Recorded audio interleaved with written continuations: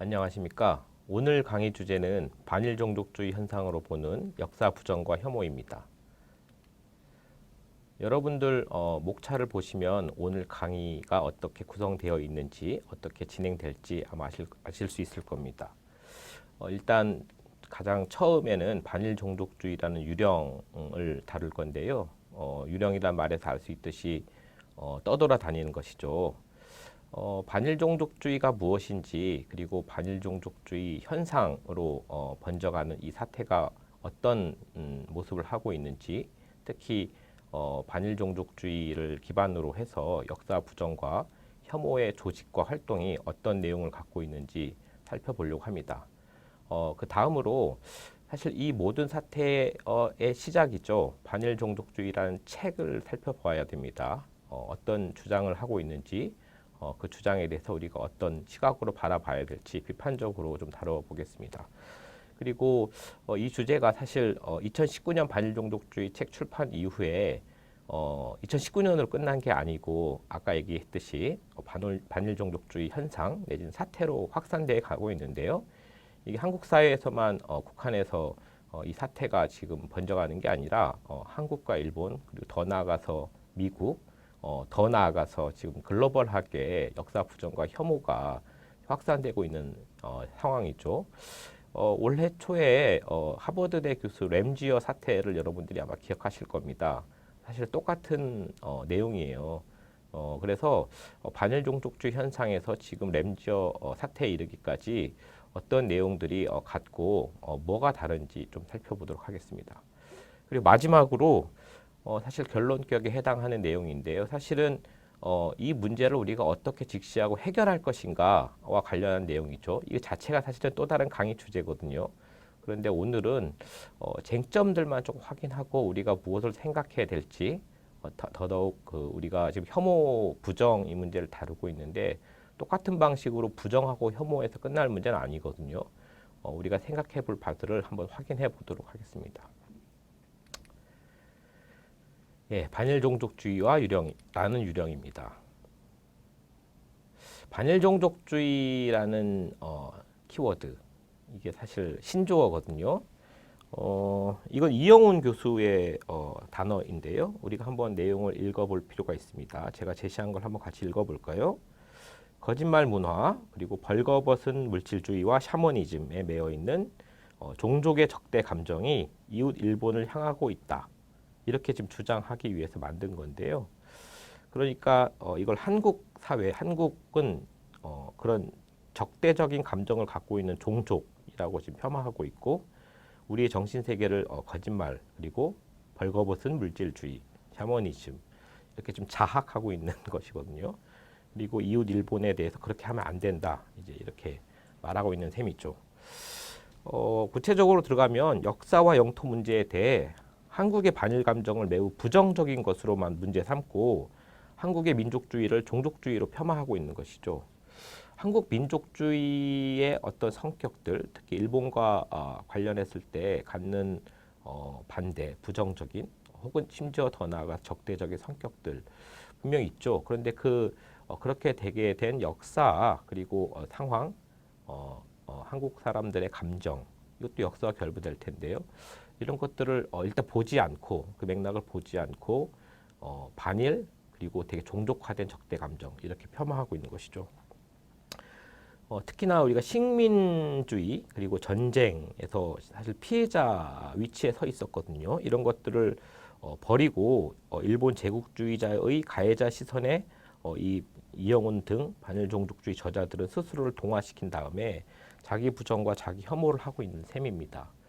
이쯤 되면 왜 그럴까라는 생각이 아마 여러분들 드실 겁니다. 이게 사실 연원이 있어요. 연원이 있는데요. 반일 종족주의 현상과 관련해서 우리가 지금 살펴보고 있는데 중요한 것은 한국만의 상황이 아니라는 겁니다. 사실은 이제 일본에서 먼저 시작된 맥락이라는 게 있다는 걸 여러분들이 주의할 필요가 있습니다. 물론 오늘 이 자리에서 일본의 그런 반일 종족주의 문제, 반일 문제, 혹은 반일 감정에 대한 비판을 뭐 다 다룰 수 있는 건 아니에요. 그러나 그 시작은 일본으로부터 연원하고 그것이 한국으로 넘어왔다가 다시 또 일본으로 이제 돌아가면서 일종의 핑퐁처럼 주고받으면서 점점점 확대되고 강해지는 그런 빨라지는 그런 경향들을 여러분들이 먼저 전제해서 생각해 둘 필요가 있다는 생각이 듭니다. 시작은 97년이었습니다. 1997년, 그러니까 90년대 후반인데요. 일본 사회의 당시 상황을 좀 이해할 필요가 있어요. 일본군 위안부 문제가 수면 위로 떠오르고 일본 사회에서 되게 충격적인 그런 이제 이슈로 다가왔죠. 사실 그 시기는 냉전이 탈냉전으로 가속화되는 시기이기도 했고요. 일본 사회에서는 전후 자민당이라는 우익 정당을 중심으로 한 이 정권의 어떤 교체 흐름들이 좀 있었던 것이죠.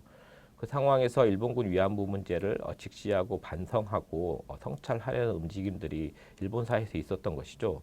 그것에 대한 반성의 흐름에 대한 또 백래시가 있기 마련이에요.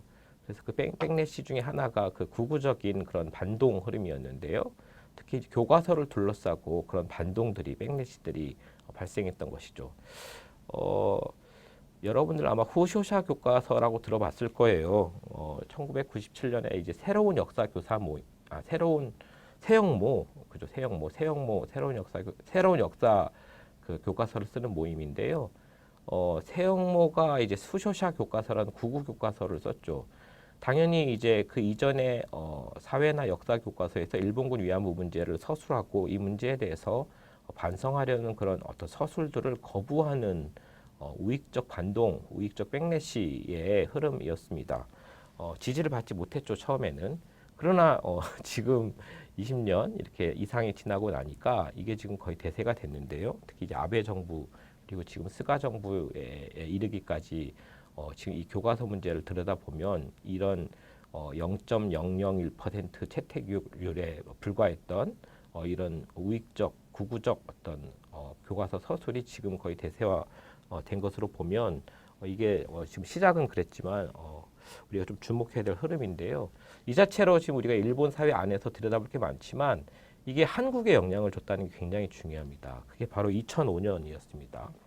2005년은 노무현 정부 시기였어요. 그래서 당시 노무현 정부는 친일파 문제 그리고 한국 전쟁 전후 자국민 학살 문제에 대해서 한국이 제도적으로 이 문제에 대해서 직시하고 반성하려는 시도들을 특별법을 만들고 위원회를 만들어서 그 문제에 대해서 조사하고 이의 결과들을 역사 교육의 차원에서 국민들에게 알리는 게 사실 그 하나의 흐름이었거든요.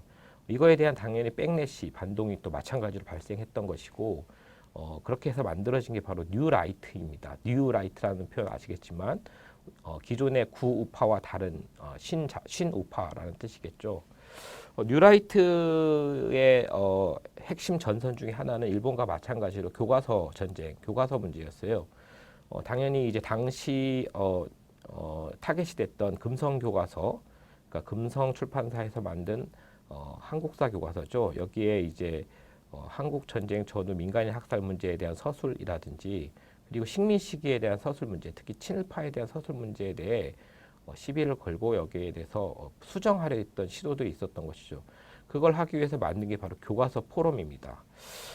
교과서 포럼에 바로 이영훈 등 반일종족주의 저자들이나 그들이 사실 멘토로 삼고 있는 그들의 스승이라 할 수 있는 많은 인사들이 이미 이 교과서 포럼에 포진되어 있었다는 걸 여러분들이 알 필요가 있습니다. 그리고 만든 게 대한교과서인데요. 이 대한교과서는 2013년 교학사 교과서 그리고 2015년 국정교과서로 이어지는 흐름들이 있습니다. 굉장히 반동적인 흐름이었고 학부모, 학생 그리고 일선의 고등학교 교사들 그리고 학계 전문가들이 다 이렇게 연대해서 이 교학사 교과서 채택 문제나 국정교과서 문제에 대해 반대했던 기억들이 아직도 저한테는 생생합니다. 이 흐름에서 2019년에 사실 반일 종족주의라는 책이 나온 겁니다. 반일 종족주의는 결국 일제의 식민지 근대화를 재평가하면서 긍정적으로 얘기하고 미화하고 더 나아가서 처음으로 일본군 위안부 문제에 대해서 역사 부정을 시도했던 첫 출판이라고 할 수 있어요. 그리고 2019년에 반일 종족주의라는 책은 엄청난 베스트셀러를 기록했죠. 한국에서 10만 부 팔았는데요. 이렇게 사회과학 출판에서 10만 부 팔기는 어려운 일이죠. 그리고 일본으로 건너가서 30만 부 이상에 팔았습니다. 그러니까 40만 부 정도 팔렸는데 뭐 이거 자체로도 엄청난 우파 베스트셀러 현상인데요. 이게 단지 책의 영향력에서 끝나지 않고 사실은 이 책이 여러분들도 아시겠지만 이승만 학당의 이승만 TV에서 강의했던 내용을 책으로 출판한 것이거든요. 사실은 그 전부터 이 강의 컨텐츠가 더 엄청난 영향력을 행사하고 있었고 이게 결합이 되면서 이른바 뉴 미디어 플랫폼을 통한 이런 내용들의 확산 그리고 한국에 끝이지 않고 일본으로 더 나아가서 미국으로 영향을 끼치게 되는 상황 이승만 TV의 이런 위안부 문제에 대한 부정과 혐오로 일색한 이런 강의들의 내용에 댓글에 일본어 댓글들이 이렇게 뭐 수만 개, 뭐 수천 개, 수만 개 달리는 상황, 조회수가 뭐 엄청나죠. 이런 것들이 사실 반일 종족주의 현상의 핵심이라고 할 수 있습니다. 그래서 제가 한일 우파 간 교과서 반동과 역사 전쟁의 삼호 참조 현상이라고 표현했던 것이고요. 그리고 우리가 좀 간과하지 말아야 할, 좀 주목해야 할 대목 중에 하나가 바로 이데올로기인데요. 여기 지금 권희영 교수는 2013년 교학사 교과서의 책임 교과서 그 저자였고요. 당시 이제 기자회견을 통해서 기자들에게 이렇게 말을 했어요. 그 기존의 교과서에 대해서 비판하면서 그 자기들의 교학사 교과서를 이렇게 내세우는 거잖아요. 그래서 어떻게 규정을 했냐면 다른 교과서들은 다 반일의 시각이 있었다. 반일을 하면 종북 좌편향이다. 그러니까 반일하면 빨갱이다. 이런 이데올로기들을 설파하고 다녔습니다. 결국 이런 역사 부정주의와 혐오의 글로벌 확산이 두드러지기 시작된 게 이 시점이었다라고 보시면 될 것 같습니다. 이영훈 등의 역사 부정론은 실증적 근거, 팩트 싸움을 내세우는데요. 탈진실 시대 대안적 사실을 만들려는 시도입니다. 역사 부정론은 엄격한 실증주의를 내세우는데요. 그 실증주의란 대개 희생자들 기억이 부정확하다라든지 정치적으로 왜곡되고 조작됐다는 인상을 인위적으로 만들어내는 이데올로기일 뿐이죠. 피해자에게 피해 사실을 스스로 입증하라고 윽박지르거나 증거를 못 대면 가짜 이렇게 낙인을 찍습니다. 동시에 지식 생산의 맥락을 고려하지 않고 여러 통계와 수치만 나열하면서 이게 기본 사실이다 이렇게 강변하고 있는 것이죠. 기존 연구, 다른 연구는 쳐다보지 않은 채 자신의 말만 늘어놓는 건 저는 학문이 아니라 선동이라고 생각을 합니다. 허약한 논리에도 사람들이 왜 열광할까요? 우리 사회의 양분화된 진영 갈등, 그리고 유튜브 등 그 뉴미디어의 영향이라고 생각합니다. 우파에게 광화문 태극기 집회에 나가는 이들에게 반일 종족주의는 일종의 바이블인데요. 자극적 컨텐츠는 유튜브에서 또 짭짤한 돈벌이 수단이기도 합니다. 그래서 젊은 친구들 사이에서는 제2의 이영훈을 꿈꾸는 이들도 나타나는데요. 여기에다가 일본의 넷 우익들이 달라붙어가지고 거대한 우파 네트워킹을 구축한 상태라고 할 수 있습니다. 학계가 적극적으로 나서야 하지 않나요? 괜히 반박해봤자 저들만 좋은 일 시킨다는 우려가 크긴 해요. 지난해 반일 종족주의 논란 당시 역사학 단체들은 별도 토론회 같은 것은 열지 않았거든요. 하지만 무대응이 능사는 아니라고 봅니다. 동시에 친일파라는 비판 또한 아무것도 해결해 주지 않습니다. 역사 부정론자들이 거짓을 얘기하는 위치를 드러내주는 방식으로 논쟁을 할 필요가 있습니다. 그들이 선별하고 왜곡한 문서의 생산 맥락을 고려해가며 더 많은 이야기를 들려줄 수 있도록 학계가 노력해야 되지 않을까요? 이 슬라이드에 지금 사진 3장이 있는데요. 지금 현재 역사 부정과 혐오에 가장 뜨거운 핫한 3인방입니다. 연세대학교 류석춘 교수 그리고 반일종족주의 저자 중 한 명인 이우연 박사 그리고 아래에 계신 분은 이승만 TV에 지금 나오고 있는 모습인데요. 서울대학교 전 경제학과 교수인 이영훈 교수입니다. 여러분들 지금 헤드라인에 위안부는 매춘 궁금하면 한번 해볼래요? 라는 그 문장이 좀 충격적으로 다가오실 텐데요. 이건 류석준 교수가 2019년 9월 19일 날 연세대 사회학과 전공 수업인 발전사회학 수업에서 했던 망언이죠. 사실 이 망언이요, 그냥 한 문장이 딱 나온 게 아니고, 그때 이제 자신의 수업에서 이 반일종족주의란 책을 중심으로 강의를 했던 상황입니다. 당연히 학생들이 반발하면서 계속 질문을 교수에게 했던 상황이죠. 당시 제가 그 녹취했던 내용을 조금 살펴봤는데요. 류석준 교수는 지극히 상식적인 말을 하고 나서 그 뒤에 조금 되게 당황스러운, 저로서 납득할 수 없는 말을 합니다. 역사를 사실 그 자체로 봐야 된다는 말을 하거든요. 저는 동의합니다. 근데 그렇기 때문에 반일종족주의라는 책을 봐야 된다, 이렇게 얘기합니다. 그건 동의할 수가 없어요. 당연히 학생들도 반발을 했고 질문을 했는데 그 과정에서 학생들에게 좀 억압적으로 말을 했어요. 그 논리는 이제 중국과 북한과 친하면 안 되고 우리 일본과 미국과 친해야 되는데 그런 맥락에서 이제 했던 여러 내용들의 논리들이 지위를 넘어서 사실 친일까지 얘기하는 방식이었거든요. 그리고 위안부 문제에 대한 부정이 명백히 있었습니다. 여기에 대해서 학생들이 질문하니까 이제 이 얘기가 나온 거예요. 궁금하면 한번 해보겠냐. 물론 어떤 의도에서 어떤 맥락에서 했는지 나중에 변명을 했지만 자체로는 굉장히 억압적이고 성희롱적인 그런 발언이었습니다. 사실 그때 류석준 교수가 일본군 위안부 문제에 대해서 이렇게 얘기를 했대요.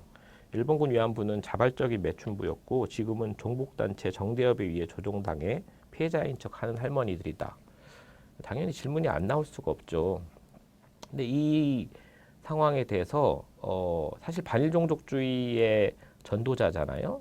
당연히 이영훈 교수가 개입을 하는데 본인의 이승만 학당 이승만 TV 채널을 통해서 연세대 학생들에게 전하는 강의라는 주제로 급하게 강의를 편성을 합니다. 그리고 했던 말들인데요. 한번 같이 볼까요?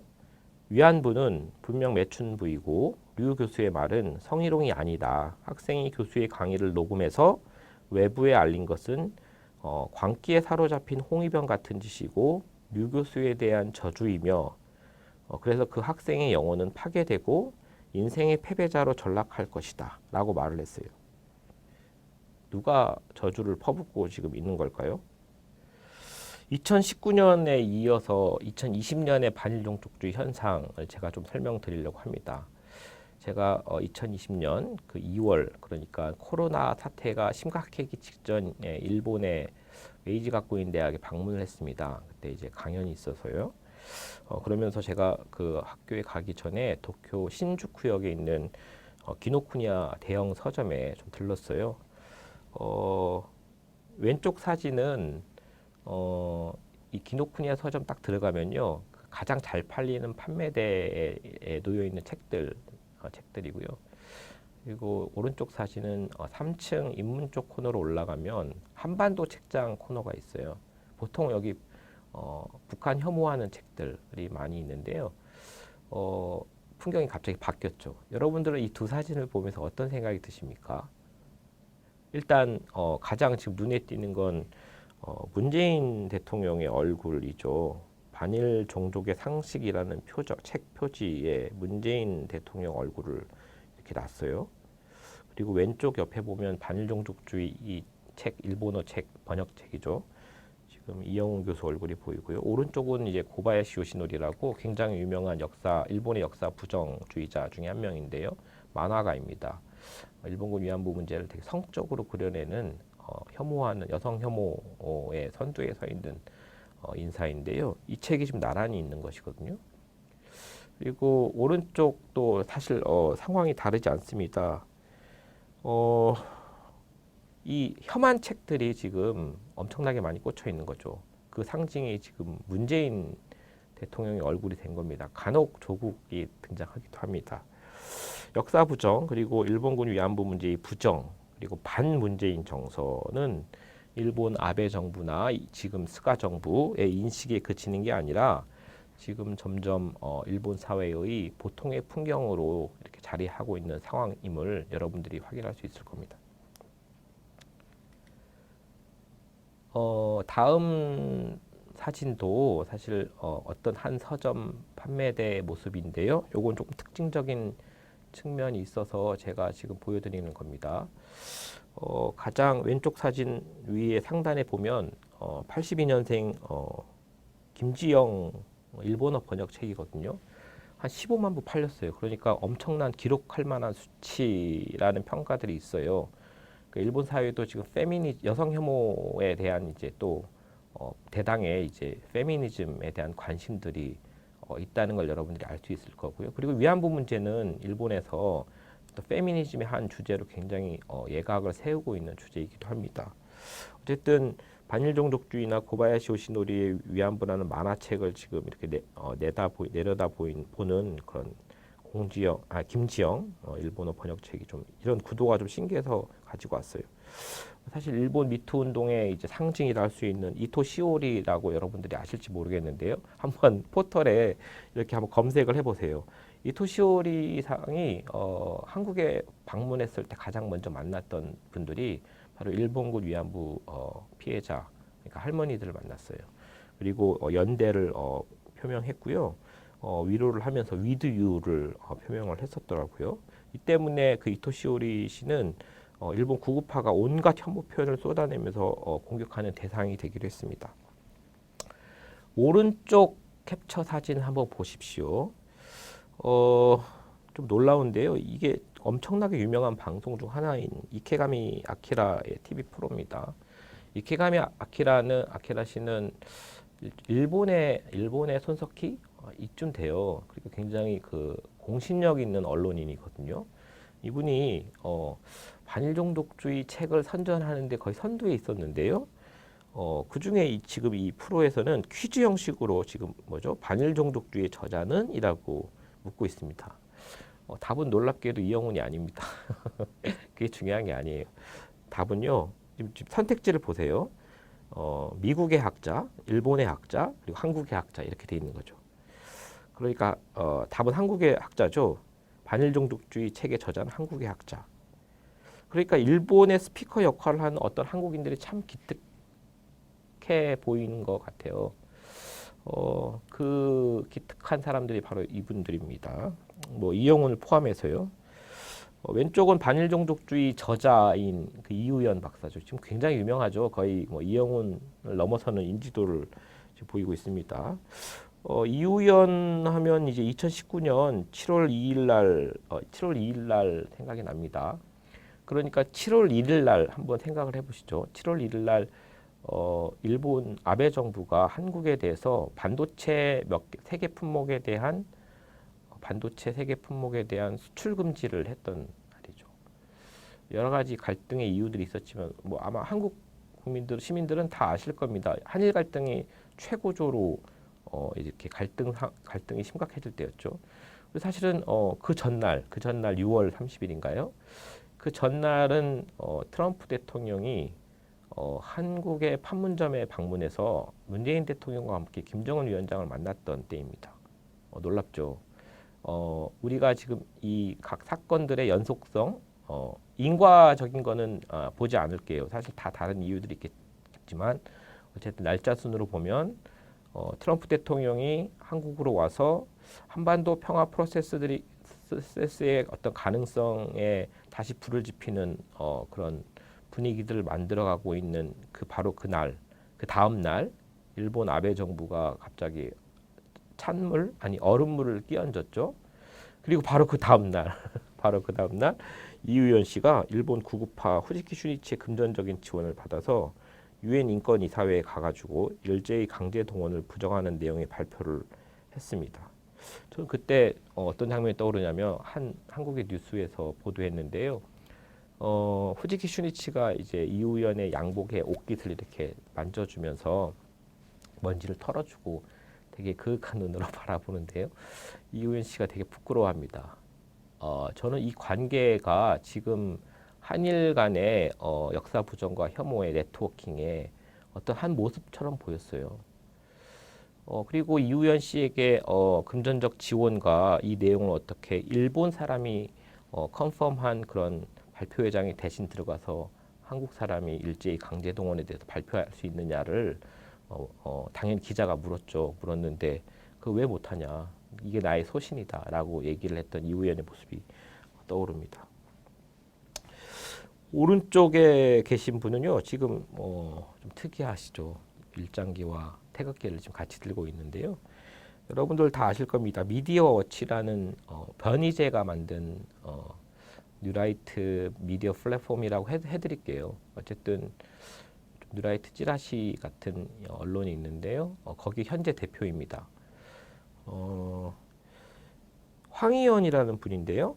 사실 신규양이라는 필명으로 많은 기사를 썼는데 이용수 할머니를 혐오하고 일본군 위안부 피해자 할머니들을 혐오하는 기사를 굉장히 많이 썼던 사람 중에 한 명입니다. 얼마 전에 램지어 사태 때문에 MBC가 이 황희연 씨를 취재하는 과정에서 황희연 씨가 조금 부적절한 발언, 망언을 또 하기도 했죠.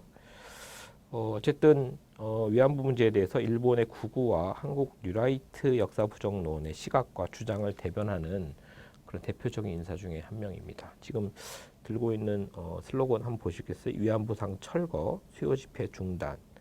여기가 어디냐면 지금 소녀상 바로 옆이거든요. 그러니까 올초가 아니죠.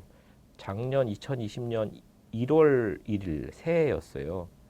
사실 이때부터 본격화되는데요. 이분들이 이제 만든 조직이 바로 뒤에서 자세하게 얘기하겠지만 반일동상 진실규명 공동대책위원회라는 조직을 만들어서 역사부정과 혐오를 조직하는 활동들을 본격적으로 지금까지 왕성하게 활동하고 있는 그런 주역들입니다.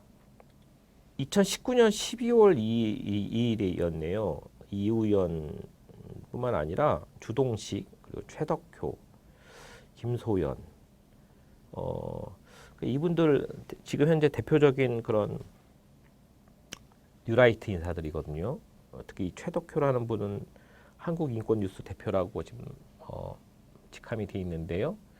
그러니까 참 이제 인권이란 말이 참 형해화된 채 원래 의미와 반하는 의미로 누군가에게는 쓰이고 활용당하고 있구나라는 생각이 듭니다. 이분도 굉장히 유명한 여성운동 활동가들의 사이에서 회자되어 있는 여성 혐오로 유명하신 분이에요. 인권뉴스 대표네요. 어쨌든 이분들이 그 징용 노동자 상 있잖아요. 거기 그에 대해서 굉장히 그 부정하는 발언들, 근거 없는 얘기들을 많이 주장하고 다녔는데요.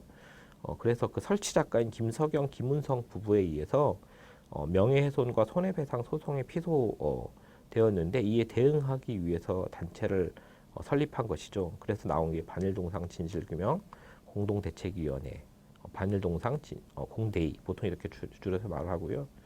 여러분들 김석영, 김은성 작가는 아시죠? 뭐 징용 노동자상뿐만 아니라 소녀상, 광화문에 있는 소녀상을 설치한 작가이기도 합니다.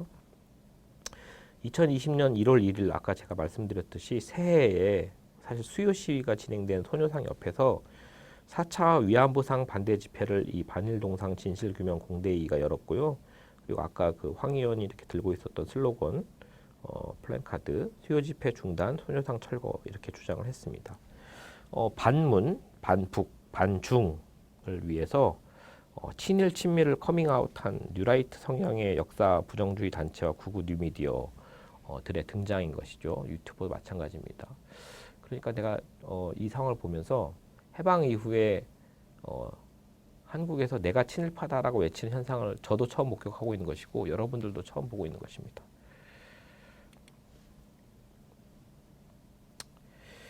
문재인 정부의 대일 정책의 근본이 반일 종족주의에 기반한 민주화 세력의 역사관에 비롯되었다. 이게 문제다라고 일단 비판하고 있고요. 그 핵심에는 일본군 위안부 문제, 그리고 강제징용 문제, 독도 문제 등이 있다고 바라봅니다.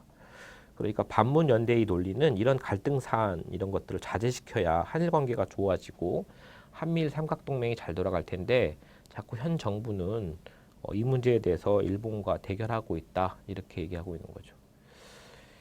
참 뭐라고 말씀드리기가 어려워요. 이게 외교관계 문제만이 아니라 사실은 일본군 위안부 문제나 강제징용 문제는 국제인권 레짐의 문제이자 여성에 대한 전시 성폭력의 문제, 뭐 사실 여러 문제 이슈들이 포함되어 있는 건데요. 어쨌든 외교적으로 문제가 되니까 이걸 자제시켜야 된다, 뭐 이런 얘기인 거고 독도 문제는 뭐 말할 것도 없죠. 영토 문제 아닙니까? 주권의 문제인데 여튼 이런 생각들이 참 놀랍습니다. 친일이 곧 애국이라고 믿고 지금 강의실과 미디어 그리고 거리에서 나는 친일파를 외치는 사람들, 이 현상이 바로 반일 종족주의 현상인 것이죠. 네, 정말 신기한 사진이죠. 이 장면은 2020년 2월 5일 날에 광화문 평화의 비, 그러니까 소녀상 인근에서 벌인 9차 위안부상 반대 집회 사진인데요. 어, 이 사진 속 사람은 아까 얘기했던 최덕효 한국인권뉴스 대표입니다. 근데 이때 이날 성토한 건 이제 저에 대해서 성토를 했어요. 정확히 얘기하면 제가 작년에 처음으로 성공회 대학교에서 개설 운영하는 일본군 위안부 문제의 역사와 운동이라는 수업 때문이었죠. 지금 여러분들이 수업을 듣고 있는 이 수업입니다. 사실 대학에서 이 일본군 위안부 문제를 15주에 걸쳐 가지고 공식적으로 강의하고 토론하는 수업은 처음이죠. 저는 이제 홀로코스트 교육처럼 일본군 위안부 문제 교육이 굉장히 중요한 여성 인권 교육의 하나의 모델이 될 수 있다고 생각을 했고요. 그래서 인권과 평화의 대학인 성공회 대학교에서 이 주제를 교양 교과목으로 개설해서 운영하는 거는 저는 굉장히 자연스러운 거라고 생각을 합니다. 그런데 이분들은 그렇게 생각하지 않은 것 같아요. 일단 저를 뭐 내용을 좀 보시면 한국의 대표적인 반일학자, 예, 이렇게 지금 칭하고 있고요. 저를 빨갱이 낙인하듯이 반일 종족주의라고 낙인하고 있습니다. 저들은 이날 제 수업에 대해 경악을 금치 못한다 이렇게 표현을 했어요. 왜냐하면 반일 특정 세력에 의해 주도되는 위안부 수업은 겉으로는 제가 이제 인권 평화 교육을 내세우지만 사실은 소녀상을 매개로 한 반일 정치를 하고 있다. 그런 의미에서 대학에 이런 수업을 개설하면 안 된다. 이렇게 주장하고 있네요. 그리고 좀 이상한 말도 했는데요. 여기 좀 제 사진을 좀 보세요. 위안부 수업은 학문과 표현의 자유를 위한 교수들의 수업권을 겁박하고 박탈하는 결과를 초래하고 있다. 이렇게 하고 있는데요. 무슨 말인가 곰곰이 이제 보니까 그러니까 제가 위안부 수업을 하면 안 되고, 근데 이제 연세대 류석춘 교수, 부산대 이철순 교수, 중간에 이제 위안부 문제 부정과 혐오를 드러냈던 교수들의 망언이 문제가 됐던 사건들이 있었잖아요. 요걸 얘기하고 있는 거더라고요. 이분들의 그런 망언이라고도 하지 마라. 이분들이 수업에서 자유롭게 학문과 어떤 표현을 하고 있는데 그것들을 외부 세력들이 지금 이렇게 억압하고 있다. 뭐 이런 얘기를 하고 싶어 했던 것 같고요. 그러면서 이 교수들이 언론과 반일 민족주의 대중에 의해서 인민재판식으로 당하는 상황에서 도대체 이 성공회대 강성현 교수의 수업은 뭐냐? 우리는 이를 좌시할 수 없다. 뭐 이런 이야기를 하고 있는 겁니다. 네. 그리고 다른 조직들을 좀 몇 개 더 제가 여러분들에게 제시하는데요. 일단 한국근현대사연구회. 이름이 되게 그럴듯하지 않나요? 이번 램지어 교수 사태 때도 인용 그 블로그였죠. 알고 보니까 한국사 뭐였죠? 그 한국사 연구소였나요? 뭔가 되게 그럴듯한 이름이었는데 알고 보니까 블로그 우파 성향의 블로그 이름이었다는 거. 이것도 똑같아요. 사실 연구회라고 썼는데요. 학회가 아닙니다. 한국근현대사연구회는 블로그에서만 존재하는 조직인데요. 제가 해서 찾아봤어요. 찾아봤더니 목표가 이렇게 돼 있어요. 자유우파의 역사와 사상학습당, 태극기 집회와 음험한 좌파를 규탄하는 여러 집회의 뜻을 같이 하는 몇몇 분들이 네이버 블로그에 카페에 만든 조직이고요. 근데 무슨 어떤 문제가 있을 때마다 막 성명을 냅니다. 이런 이름으로. 그러니까 뭔가 학계 공식적인 학회 내 연구회 같은 뭐 느낌이 있는데요. 이름으로 보면 그렇지 않다는 거. 그리고 사실 되게 중요한 건 사실 이승만 학당이죠. 이영훈 선생이 이승만 TV 이제 2018년 6월 15일 날 개설을 하면서 특히 이제 반일 종족주의 타파 시리즈 강의 그리고 일본군 위안부 문제 진실 강의 시리즈 이게 엄청난 영향력을 발휘하고 있거든요. 이승만 학당의 이승만 TV는 구독자가 10만 명이 넘습니다. 그리고 인기 있는 영상들은 거의 100만에 육박하는 영상들이 있어요. 그리고 많은 한국보다 일본어 댓글이 굉장히 많아요. 실제 이 강의들이 편성이 되면서 곧바로 이영훈 교수 등이 이승만 TV의 이런 강의 시리즈에 일본어 강의 시리즈를 정확히 얘기하면 일본어 자막 강의 시리즈죠. 편성을 했고요. 사실 반일종도주의라는 책도 한국에서 나오자마자 몇 달 안 돼가지고 일본에 번역 출간이 된 거거든요. 어쨌든 역사 부정과 혐오 컨텐츠의 산실이라고 할 수 있는데 이승만 TV는 굉장히 주목되는 조직이고 활동입니다.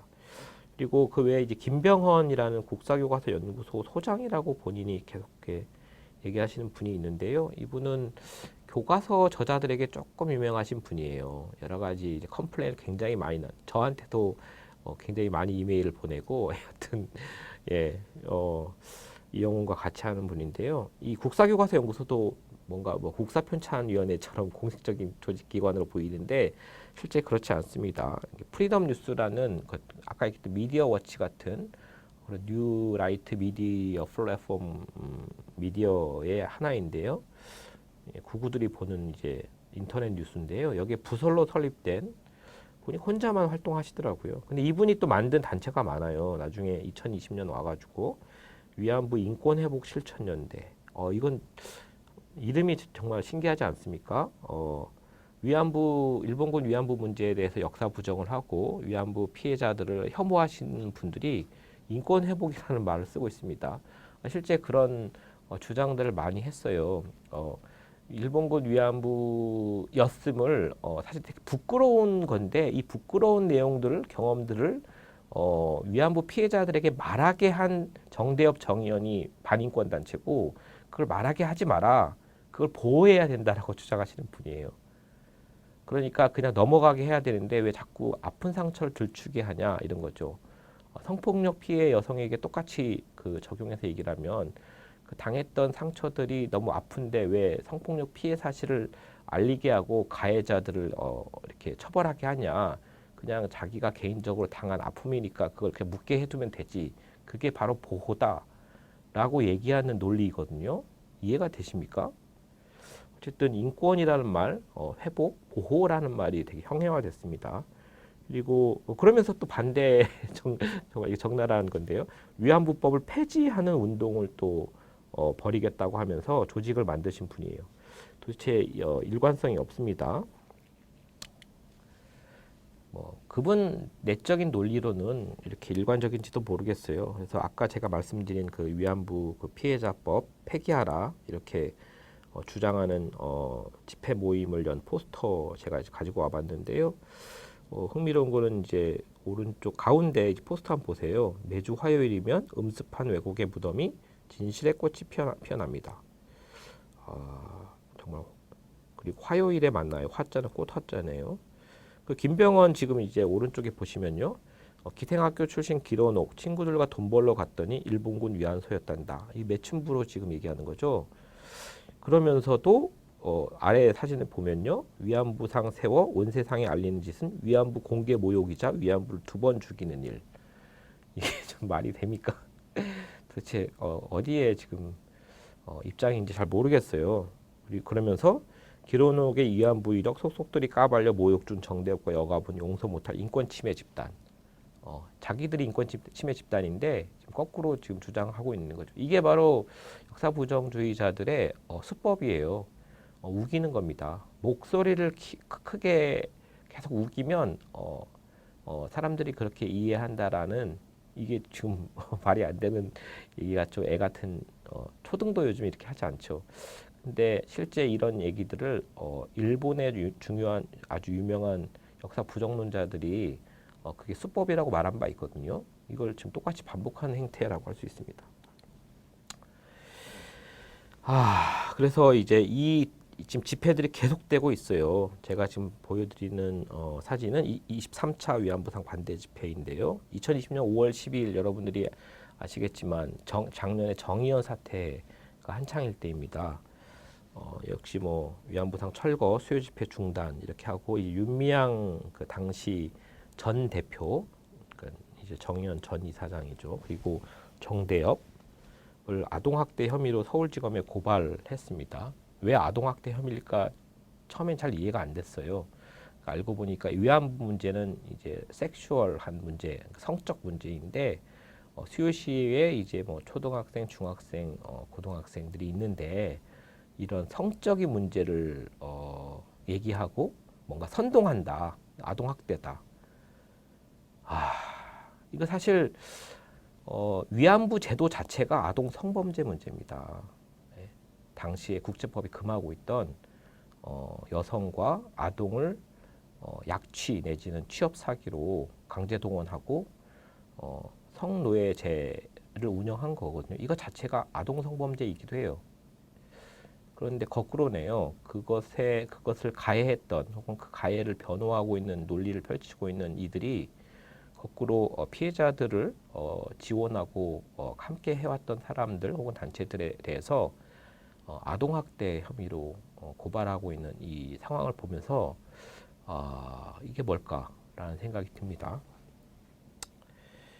24차 위안부상 반대 집회도 비슷했고요. 제가 이제 여러분들에게 링크를 걸었는데요. 이 링크는 너무 생생한 사진들이 너무 많아서요. 한번 보시라고 링크를 걸었습니다. 정의연 사태를 우리가 생각해보지 않을 수 없습니다. 반일 종족주의 출간 전후에 일본군 위안부 문제의 부정과 혐오에 기반한 뉴라이트와 역사 부정주의의 여러 의도와 기획들이 사실 계속 있어 왔던 거죠. 그러니까 작년 새해부터 그러니까 그 새해 첫날부터 사실은 이제 조금 더 거슬러 올라가는 것들도 있거든요. 그런데 5월달에 이용수 할머니가 기자회견을 했는데요. 그걸 계기로 그걸 이용한 거죠. 선별 이용해서 그 말의 일부를 가지고 오고 또는 일부는 곡해해서 부각시키면서 이 사태를 윤미향 사태 내지 정의연 사태로 만들어버린 배후의 의도, 배후의 기획들이 있는 겁니다. 이게 정의연 사태고요. 다른 한편으로 이 상황에 대해서 정의연을 보호하겠답시고 나선 이제 진영화된 반발들이 있는데요. 특히 이제 음모론의 문법에 기대서 저널리스트 중에 사실 일부 있죠. TBS 방송에 수염 많이 나신 분. 그분과 반미통당 유튜버들이 이용수 사태로 만들어버렸어요. 이용수를 혐오하는 사태로 만들어버린 거죠. 일본군 위안부 운동과 이용수 할머니의 주체화는 또 뗄래야 뗄 수가 없어요. 그 운동이 왜 30년 동안 이루어지는 운동인데요. 일단 당사자인 피해자들도 다 달라요. 김복동 할머니랑 이용수 할머니 완전히 다릅니다. 기론 할머니도 달라요. 그분들도 갈등할 수 있어요. 하물며 피해자 당사자뿐만 아니라 그들을 지원하고 오랫동안 함께 위안부 운동을 해왔던 단체 활동가들도 항상 원만하거나 항상 한 목소리를 내지 않아요. 그러면 그것이야말로 전체주의 아닙니까? 사실 다를 수가 있죠. 게다가 위안부 문제는 30년 동안 지금 해결이 안 되고 있는 거거든요. 어느 누구든 운동을 시작할 때 이 운동을 30년 하겠다고 생각한 사람이 아무도 없어요. 30년씩이나 오게 된 거죠. 그러면서 사실 그 역사를 보면 갈등도 있고 함께 했던 그런 역사들도 있습니다. 목소리들이 다양한 게 당연한 것이죠. 그런 맥락에서 보면 이용수 할머니의 5월 초의 첫 기자회견도 사실은 그 이전부터 할머니가 얘기해왔던 내용들입니다. 그런데 갑자기 똑같은 말을 5월달 어느 시점에서 할머니의 말을 부각시키고 일부 왜곡 곡해를 해서 다른 사태로 만들어버린 것이죠. 거기에 조중동이 다 같이 함께한 것이고 정치 세력, 그 보수 야당 정치 세력 그리고 더 나아가서 일본군 위안부 문제 특히 2015 12.28 한일 합의에 책임 있는 전 외교부 관료들의 저는 농간들이 관여들이 좀 문제적이라고 봅니다. 이 사태를 만들었다고 봐요. 여기에 대한 비판적 대응으로 또 진영화된 반발로 사실 뭐 김어준류의 그런 반발들이 있었고 음모론으로 만들어 버렸고 더 나아가서 이용수 할머니를 그 음모론의 그 배후의 문제적인 분으로 이렇게 설정해버리고 혐오해버린 사태. 이건 저는 이 자체가 탈진실 시대의 역사 부정과 혐오가 어떻게 우리 마음들을 잠식해 가고 미쳐버리게 만드는가를 잘 보여주었던 사태라고 생각을 합니다. 그 사진들을 제가 좀 보여드리려고 하는데요. 그 5월 달에 시작은 이제 이용수 할머니 기자회견이었죠. 그런데 사실 그 거의 같은 날, 이영훈 등이 움직였습니다. 반일종족주의 2탄인 반일종족주의와의 투쟁이라는 책을 발간하면서 기자들을 부르고 기자회견을 하고 게다가 이용수 할머니의 발언들을 이용하기 시작했죠. 사실 이용수 할머니가 가장 많이 혼을 냈던 분이 이영훈이었는데요. 이영훈 교수는 그 옛 감정, 뭐 좋지 않았겠죠. 그 감정을 숨기면서까지 이용수 할머니를 추워주면서 높여주면서 정의연 사태를 만들어버리고 말았습니다. 그리고 5월 26일 날 한창일 때 정대협의 위안부운동 그 실체를 밝힌다라는 이런 이제 심포지엄들을 열어서 정의연 사태 공격을 이제 가하기 시작했던 것이죠. 그 5월 7일 날 이용수 할머니 기자회견이 있었고요. 그러니까 사실은 4월 달에 첫 영차 기자회견이라고 할 만한 게 있었어요. 그때는 기자들이 관심을 안 가졌네요. 그래서 사실은 이 말들은 거의 이전부터 했던 얘기들이고요. 그러니까 운동이 앞으로 어떻게 나아갈 것인가, 30년 동안 잘못한 건 뭔가, 잘한 건 뭔가, 특히 이제 할머니들이 다 돌아가시면 이제 지금 이용수 할머니가 90세가 넘었 92세인가요? 막내에 해당하는데요. 지금 이용수 할머니 이후에 지금 몇 분이 안 계세요. 당연히 포스트 피해자 시대의 일본군 위안부 문제, 이 운동을 어떻게 벌여나갈 것인가에 대한 고민과 위기 의식들이 피해 당사자인 할머니들뿐만 아니라 활동가들에게 있습니다. 당연히 이제 그 과정에서 여러 비판적인 이제 얘기들이 있을 수 있죠. 그런 이제 맥락의 기자회견이었는데요. 할머니도 이제 기자회견하고 나서 갑자기 정의연 사태가 커지면서 또 나왔던 여러 보도들을 보면서 오해하기 시작했어요. 부정이 있나? 회계 부정이 있었네? 그렇대 언론에서. 그다음에 뭐 잘못된 게 있네? 이제 이렇게 또 알게 되고 또 이렇게 발언을 하게 됐던 거죠. 또 그런 부분들도 증폭시킨 게 언론이었고요. 그걸 해명하는 기자회견들이 정의연에 있었지만 정의연의 목소리는 거의 아무도 주목해주지 않았습니다. 그리고 갑자기 경찰 수사가 시작이 됐는데요. 더 흥미로운 거는 경찰 수사를 하겠다고 해서 들어왔는데 뭐 이틀이었나요? 곧바로 검찰 수사가 시작이 됩니다. 사실 이 문제가 정치적인 이슈가 돼버렸어요. 뭐 당시에 이제 윤석열 검찰총장의 대검찰청이 서부지검에 이제 압수수색을 지시하고 이 문제에 대해서 엄청난 물량 공세로 저인망 쌍끌이 하듯이 모든 것들을 다 쓸어가서 조사하기 시작합니다. 거의 준재벌의 게이트형 수사 방식을 취했는데요. 여러분들 결론은 다 아실 겁니다. 정의연 불기소 처분됐어요. 혐의 없음. 근데 사람들은 그걸 중요하게 생각하지 않습니다. 이미 유죄가 돼버린 거예요. 언론에서. 무죄가 됐더라도 사실상 무죄가 아니죠. 기소하지 않았어요. 네. 관심 없겠지만. 그리고 정의연이 조선일보, 중앙일보, 동아일보 등 일부러 왜곡 보도, 오보를 한 데에 대해서 언론사에 대해 언론 중재를 신청하거나 다 고소했습니다. 진행되고 있고 언론사가 다 오보임을 거의 인정했어요. 조선일보를 빼고 조선일보는 지금 재판 중에 있고요. 그리고 정정 보도를 냈어요. 그런데 이 사태는 다시 바로 잡혀지지 않습니다. 이미 이미지가 그렇게 만들어진 것이죠. 우리가 주목해야 될 게 있는데요.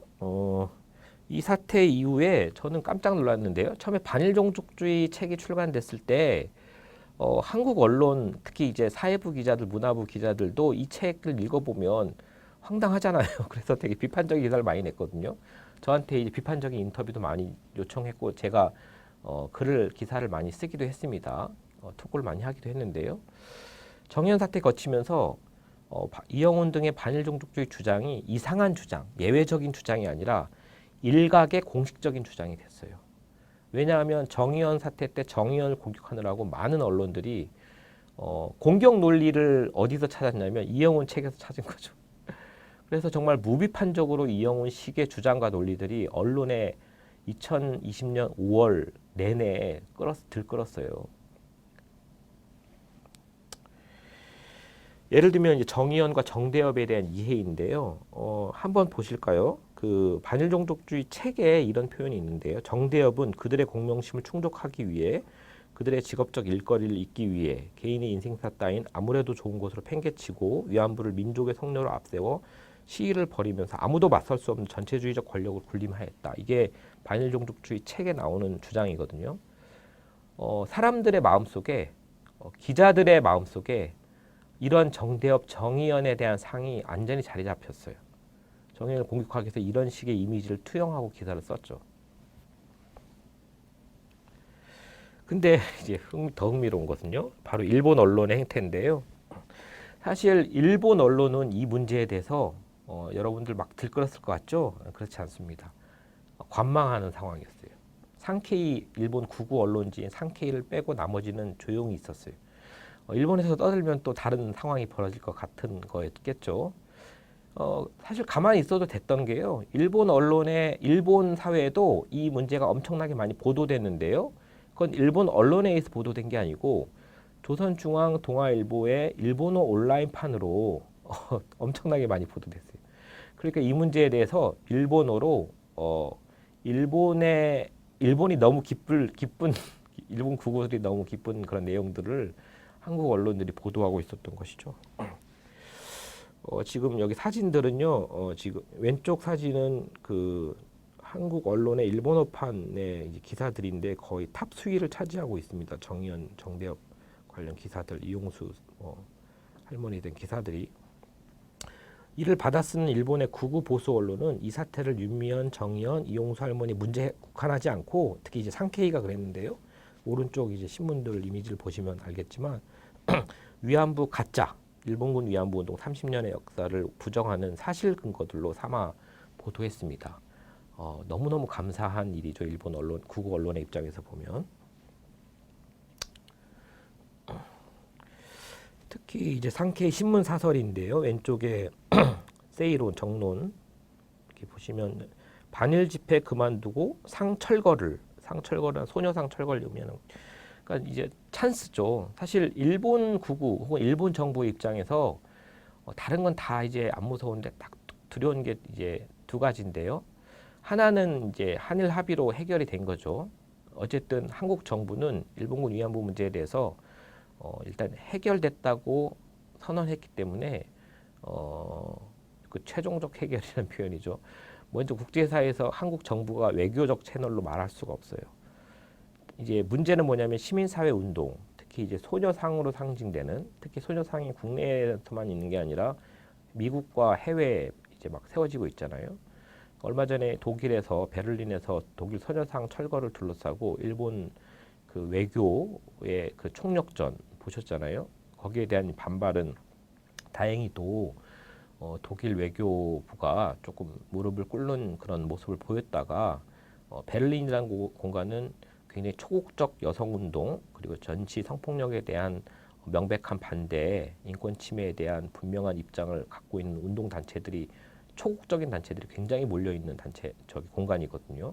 위안부 문제에 대해서 많은 여성인권 단체들이 연합을 해서 지켜내기 운동을 했던 거죠. 사실 한 지역의 공공 장소에 그 소녀상이 선다는 건 독일의 입장에서 굉장히 그 홀로코스트 문제 대면하고 성찰해왔던 독일의 입장에서는 그 정신이 부합되는 문제였는데 일본의 이제 공략은 이게 여성인권 침해 문제가 아니라 마치 그 국가주의, 민족주의, 한국의 너무 반일 민족주의 이런 문제로 이제 이렇게 프레임화하면서 공격을 했던 것이고 그래서 잠깐 혼란이 있었지만 어쨌든 독일 시민들이 같이 혹은 초국적 여성인권의 침해에 반대하는 시민들이 같이 해서 소녀상을 지켜냈던 것인데요.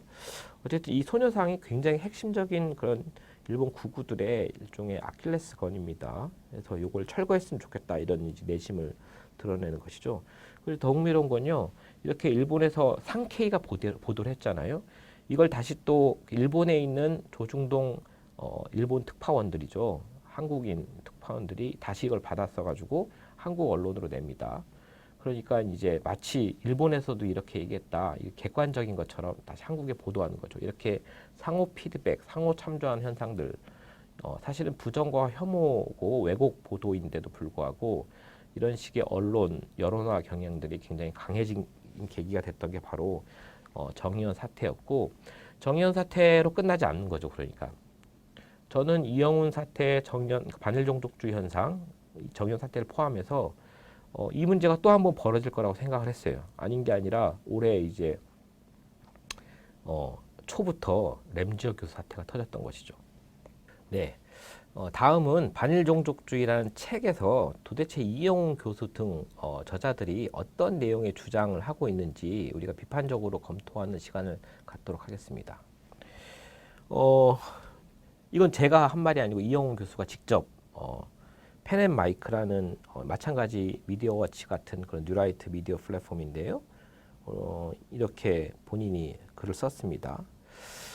뭐 다 읽어보시면 좋겠지만 제가 한 문장만 뺐습니다. 너무 좀 곱씹을 만한 내용이라고 생각을 했어요. 위안부 성노예설을 국내에서 공개적으로 부정한 연구자는 제가 최초가 아닌가 생각합니다. 굉장한 자부심이 느껴지지 않나요?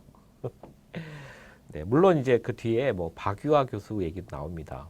그분도 있었지만 자기가 최초다. 이렇게 이걸 막 선두를 다툴 만큼 그런 중요한 주장인가 좀 이런 생각이 좀 들었습니다. 내용을 한번 보시죠. 사실은 이제 많은 주장을 했는데 반일종족주의 책을 비판한 제 책 탈진실의 시대 역사 부정을 묻는다. 이 책에서는 제가 이영훈 교수 주장을 5개, 6개 정도로 이렇게 주장을 정리해서 하나하나 비판적으로 보는데요. 여기에서는 그걸 다 다룰 수는 없고 한 3개 정도를 다뤄보려고 합니다. 그 중에 하나가 이제 강제 연행 문제인데요. 이영훈은 이렇게 주장을 합니다. 강제 연행이 없었다. 이 기본 사실이다라고 얘기를 하죠. 그리고 군위안부 피해자의 강제 연행 증언을 실증적인 역사 자료로 인정하지 않습니다. 왜냐? 피해자의 증언은 객관적인 사실이 될 수 없다. 이렇게 주장을 하거든요. 그리고 무엇보다 그 증언은 왜곡됐다. 거짓 증언이다. 이렇게 말하고 있는 거예요. 종북단체 정대협과 한국의 반일 종족주의자들이 피해자 할머니들 꼬드겨가지고 거짓 증언하게 한 거다. 증언이 계속 바뀌고 있다. 이렇게 주장하는 것이죠. 그리고 아사히 신문이 이 사실 위안부 문제의 초기 보도에서 굉장히 중요했던 가해자 증언이죠. 요시다 세이지 증언을 검증을 했잖아요. 그래서 이 검증 결과 어쨌든 뭐 여러 가지 이 스토리만 해도 아마 한 주 강의 주제인데요. 요시다 세이지 증언을 스스로 허위 증언이었다고 이렇게 검증을 하고 보도를 한 적이 있습니다. 이제 요거를 가지고 요시다 세이지 증언이 가짜니까 위안부와 관련한 모든 증언이 가짜다 이렇게 얘기를 하는 거죠. 그러니까 피해자들이 무슨 말을 하더라도 다 부정하는 겁니다. 그리고 강제연행 증거 있냐? 공문서 있냐? 그 지시한 공문서 있냐? 이렇게 물어보고 있습니다. 강제 연행이 없었다는 것이 기본 사실이라고 얘기하는 것에 대해 당연히 저는 비판적입니다. 기본적인 연구들이 굉장히 많은데 모든 걸 부정하고 있죠. 일단 너무나 협소하고 구닥다리 어떤 실증 사관을 둘째치고 저는 이게 참 우스운데요. 역사적 증거를 인멸한 자들이 엄격한 실증주의를 자처하는 꼴이 참 황당합니다. 그러니까 증거들을 인멸한 자들이 증거 있어라고 묻는 건 우스운 일이죠. 근데 이게 처음 있는 일은 아니에요. 나치 홀로코스트에 대해서 부정하는 독일의 역사 수정주의자들도 똑같은 방식으로 반론했거든요. 이런 방식, 이런 논리들이, 이런 수법들이 사실 그쪽 세계에서 흔한 수법입니다. 이걸 그래서 네거티브 실증주의, 부정의 실증주의라고 역사 연구자들은 명명한 바 있어요. 피해자 지원단체를 종북 낙인, 그 단체의 폭력적 심성이 피해자들을 증언으로 내몰아서 피해자들의 기억과 증언에 거짓과 가짜가 섞여 있다고 선동하고 있는 거잖아요. 내용을 보면. 그리고 피해자에게 자기 피해를 스스로 입증해보라고 지금 하고 있는 겁니다. 사실은 가해자가 자기가 가해하지 않았음을 입증해야 되거든요. 무슨 예를 들면 범죄가 있으면 자기 알리바이를 입증해야 되는 건 가해자예요. 피해자가 아니고요. 기본을 지키지 않는 지금 태도인 건데요. 우기는 거죠 지금. 이런 구도에서는요, 설령 증거 자료가 있더라도 피해 입증 거의 불가능합니다. 왜냐하면 증거를 제시하잖아요. 실제 계속 너무나 좀 지겹게도 증거를 제시하면 그걸 증거로 인정할 수 없다고 그냥 탁 쳐버려요. 그리고 심지어는 가해자가 피해와 그 증거를 일부 인정하더라도 어떤 논리로 나오냐면 이제 빼도 박도 못하는 어떤 그 공문서 증거들을 이렇게 들이대면 뭐 당시 상황상 어쩔 수 없었다든지 이것만은 예외다라든지 혹은 남들도 그랬다 이런 식의 끊임없이 책임을 회피합니다. 입증 못할 거면 이미 벌어진 일이고 가족 체면이 있으니까 더러운 똥 밟았다고 뭐 피해를 받은 건 알겠는데 그냥 모질게 잘 살아라. 그게 바로 인권 회복이다, 보호다 이렇게 또 충고하거든요. 이거 엄청난 모욕감을 느낄 수밖에 없어요. 왜 그들은 수치스러워하지 않고 피해자들이 수치스러워하는지 해야 하는지 좀 알 수가 없죠. 강제 연행을 시각이나 관점에 따라서 다른 것처럼 프레임 싸움으로 만드는 건 바로 이 일본 부정주의자들의 수법인데요. 한국의 부정주의자들도 똑같은 거죠. 일본과 그 일본군 그리고 정부의 군 위안부 강제 동원을 입증하는 공문서가 여럿 공개되었는데요. 일본 부정론자는 이게 강제 연행의 증거가 아니다 그냥 그렇게 주장하고 있고요. 그 다음에 왜 그런가 봤더니 강제 연행의 용법의 문제였어요. 일본 헌병이나 그 군이죠. 순사가 여성을 총칼로 위협해 가며 머리채를 끌고 납치하듯 트럭에 태우거나 한밤중에 여성의 집에 가서 납치하는 게 바로 강제 연행 용법이더라고요. 그러니까 이들이 요구하는 강제 연행 증거는 뭐냐면 이렇게 하라고 강제 납치하라고 지시한 공문서가 있냐라는 거예요. 그런 건 없죠. 누가 공문서에 일일이 그렇게 강제 연행, 강제 동원의 방법들을 그렇게 아주 이런 방식으로 인신매매 하듯이 하라고 이렇게 지시를 합니까? 예? 위안부 모집하라고 하고 군이 지시하고 그런데 그 포괄적인 강제성들 있잖아요. 예컨대 약취 같은 거는 이제 어떤 물리적인 힘으로 그 지배를 피해자를 지배하는 거죠. 쉽게 얘기하면 때리고 뭐 납치하듯이 폭력적으로 끌고 가는 게 약취에 해당하고요. 형법상 약취죄죠. 사실 이것만이 아니라 취업 사기, 그러니까 이제 여러분들 유괴라는 표현이 있잖아요. 유괴를 마치 뭐 이렇게 납치하듯이 뭐 폭력으로 이렇게 이런 이미지를 떠올리는데 유자, 괴자는 달콤한 말로 꼬시는 걸 유괴라고 그래요. 그러니까 취업 사기도 강제 동원입니다. 이런 형식들의 공문서들이 있어요. 이건 지시하는 게 있거든요. 이런 내용들을 보고하는 그런 걸 이제 거부하는 거죠. 이게 강제 연행의 증거가 아니다. 이렇게 얘기를 하는 거고요. 강제라는 걸 한번 우리가 의미를 되새겨 볼 필요가 있다고 생각합니다. 강제라는 건요. 본인의 의사에 반하는 행위를 시키는 게 바로 강제예요. 그리고 본인의 의사에 반해서 연행하면 그게 강제 연행이고요. 그렇게 동원하면 강제 동원인 것이죠. 당시에 일본 형법으로도 본인 의사에 반해 폭행이나 협박을 수단으로 여성을 지배하에 두고 동원해서 국외로 이송하면요. 그게 국외 이송 목적 약취죄입니다. 형법 위반이에요. 일본군과 일본 정부는 본인들의 형법을 위반했습니다. 국지법 위반은 물론이고요. 그리고 감언과 그러니까 이제 달콤한 말로 꼬시는 거죠. 취업 사기 등으로 속여서 여성을 동원해서 국외 이송하면 국외 이송 목적 유괴죄입니다.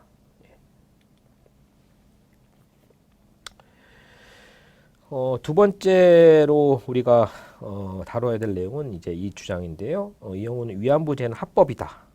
위안부제는 합법이다. 자유계약했다. 그리고 원하지 않으면 자유 폐업할 수 있었다. 그만둘 수 있었다. 이렇게 주장을 합니다.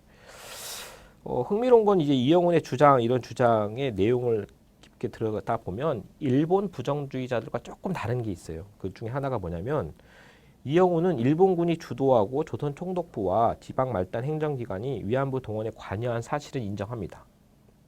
일본은 부정하거든요. 그러니까 국가 권력의 일부 조직들이 위안부 동원에 관여했냐? 이건 사실 일본에게는 굉장히 예민한 문제인데요. 이영훈은 이걸 부정하진 않아요. 왜냐하면 이미 이걸 입증하는 너무나 많은 문서들이 차고 넘쳐요. 증언뿐만 아니라 이것까지 그래서 부정하지 않아요. 대신 정부나 이런 공공기관이 개입을 했는데 이게 불법이냐 합법이냐 가지고 얘기를 해요. 놀라운 논리죠. 그러니까 이제 이런 논리인데요. 위안부제라는 게 뭐냐? 이건 공창제의 군사적 변형이다. 공창제는 뭐냐? 합법이다. 국가가 관리하는 거 아니냐. 따라서 위안부제도는 합법이다. 이런 논리 비약의 3단 논법을 구사합니다. 이건 이따 제가 비판적으로 보도록 하겠습니다. 그러면서 이영우는 더 나아가서 군이 이렇게 세밀하고 통제했다. 인정해. 운영에 관여했다. 인정합니다.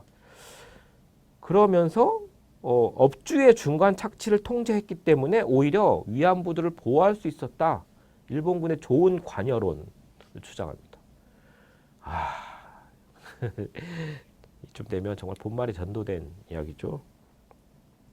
그리고 자유계약 문제인데요. 그러니까 이영우는 업자와 물론 이제 위안부 여성 그러니까 여성 피해자 당사자는 아니지만 그 피해 여성의 부모 혹은 호주 그러니까 업자와 호주 간의 계약이라고 얘기해요.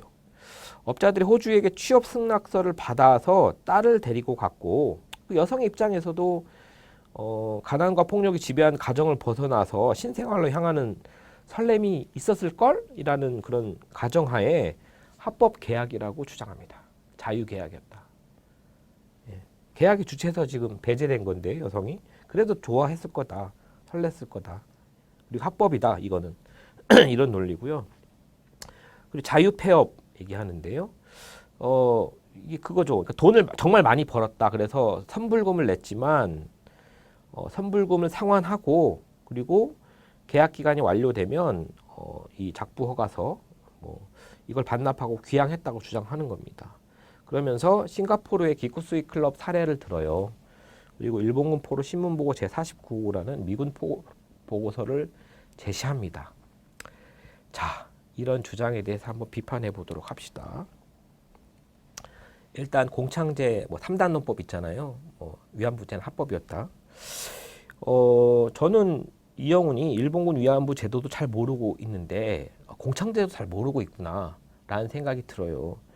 일단 공창제는 국가가 치안 유지, 풍기 단속 그리고 성병 예방을 목적으로 여성의 성 또는 여성의 신체죠. 이걸 상품으로서 사고 파는 관계와 이에 기반한 시스템을 법적으로 관리하는 제도입니다.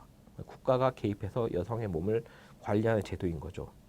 문제는 뭐냐면 이런 성매매에 대한 법적인 공인 관리 이면에 사실 불법적인 묵인 관리가 횡행했거든요. 그러니까 어떤 여성에게는 그런 성상품으로 허가를 주고요. 사실은 허가받지 않은 여성들이 존재하는 건데 그건 법적으로 그렇게 되는 거지. 실제 운용에서는 어떤 그 성매매를 성판매와 성구매를 가능하게 했던 어떤 공간이 있잖아요. 보통 어떤 유곽이 될 텐데요. 그게 공창이죠. 업소일 거고 거기에서 뿐만 아니라 밖에서도 혹은 그 안에서도 다른 여성들이 이렇게 사실 막을 수가 없습니다. 묵인 관리하는 게 굉장히 많아요. 더 나아가서 이 공창제 운용이라는 건 어쨌든 여성이 그러면 이렇게 들어오는 거잖아요. 소개업이라든지 여러 가지 인신매매 문제라든지 다른 부가적인 문제들이 다 연결될 수밖에 없거든요. 이거 당연히 엄청 불법이고 폭력적인 게 많아요. 네? 그런데 그걸 보지 않고 딱 잘라서 국가가 이 성매매를 관리하는 제도, 이 존재 여부로 성매매업 혹은 공창제가 그러니까 제도죠. 합법이었다. 이렇게 얘기하기에는 되게 일면만 바라보고 있는 문제라고 생각합니다. 더 나아가서 이 공창제를 당시 일본 사회에서도 성노예제로 인식하고 있었던 운동들이 되게 많았어요.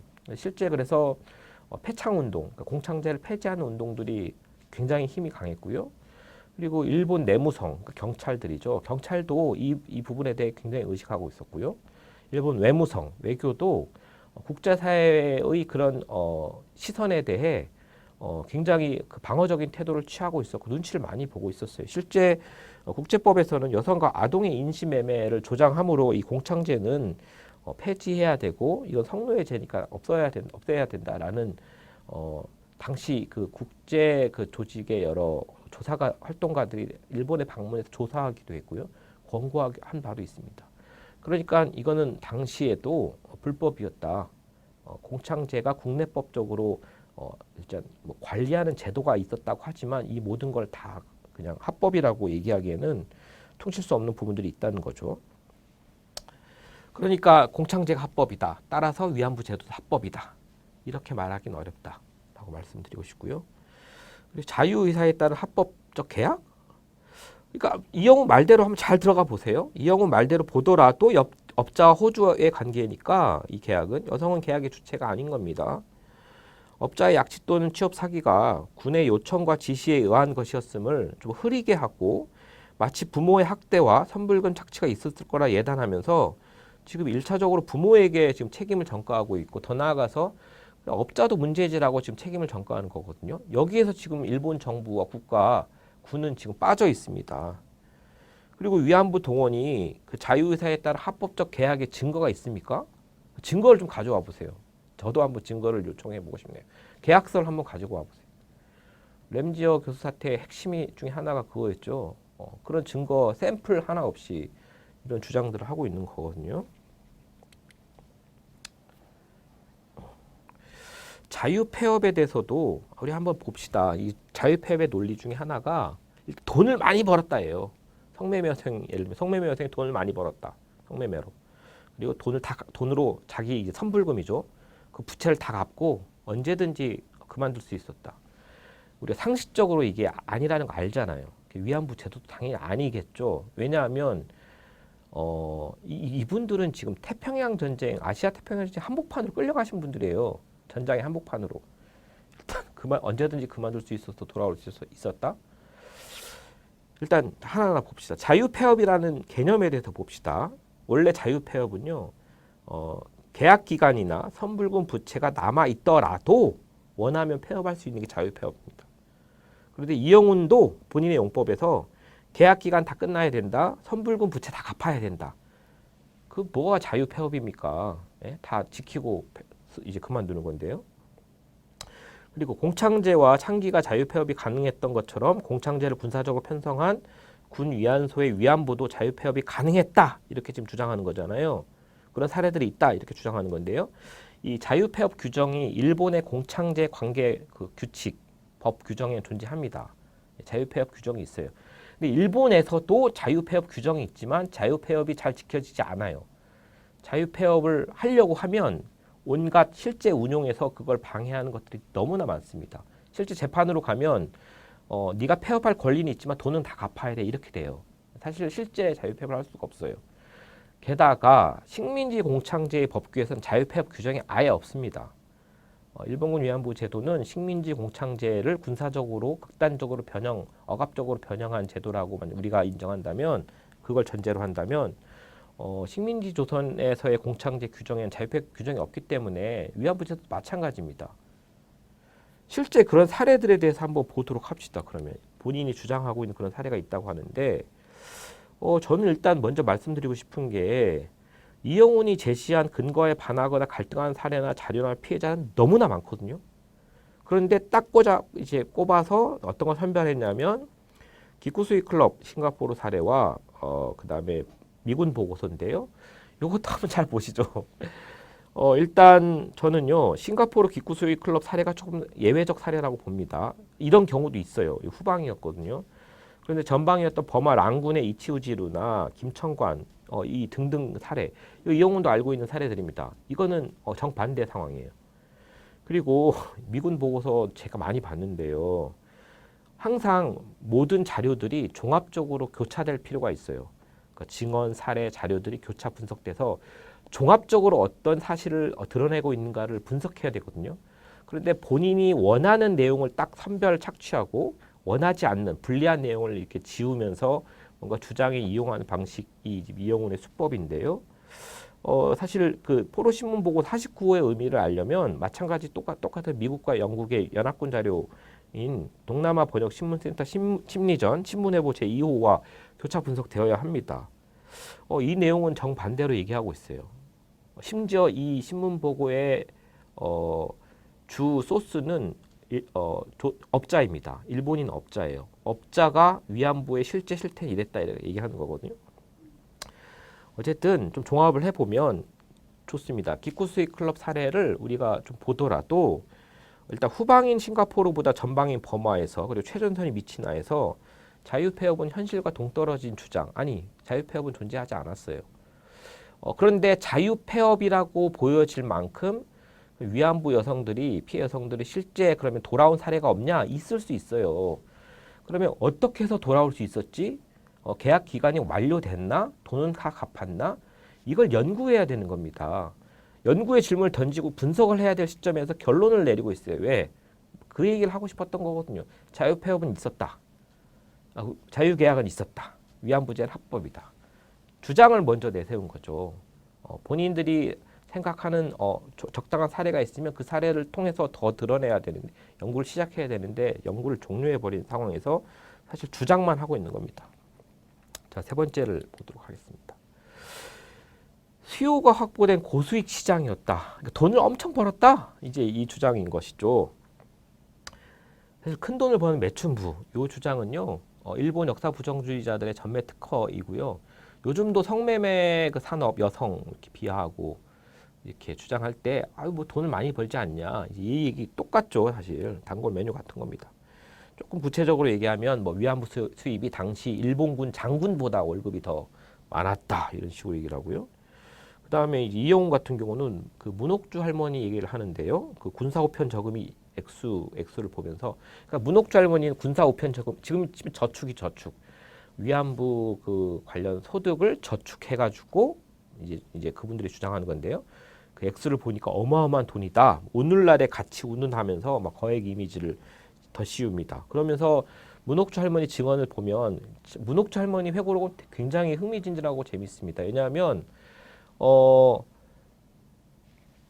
얼핏 보기에 증언들의 내용이 상충되고 갈등되는 내용들이 있어요. 네. 사실 삶이라는 게 그런 거 아닌가요? 그런데 왜 갈등하고 상충할까? 내용이 왜 여기서 달라질까? 사실 여기서부터 들어가 봐야 되는 거예요. 삶이라는 게 그런 거, 증언이라는 게 그런 거거든요. 그런데 어쨌든 그건 이제 맥락은 지워버리고 이제 몇 개의 단어들만 골라내는 건데요. 문옥주 증언에서 악어 가죽 가방, 고급 녹색 레인 코트, 심지어 다이아몬드 이렇게 나오는데요. 요걸 샀다. 엄청나게 돈을 벌지 않고서는 이걸 할 수가 없다. 이렇게 주장하는 데만 급급한 거죠. 자, 정말 그랬냐? 보도록 합시다. 그 위안부 그 화폐 수입인데요. 군표죠, 군표. 이 가치의 허상의 문제에 대해서 좀 보도록 합시다.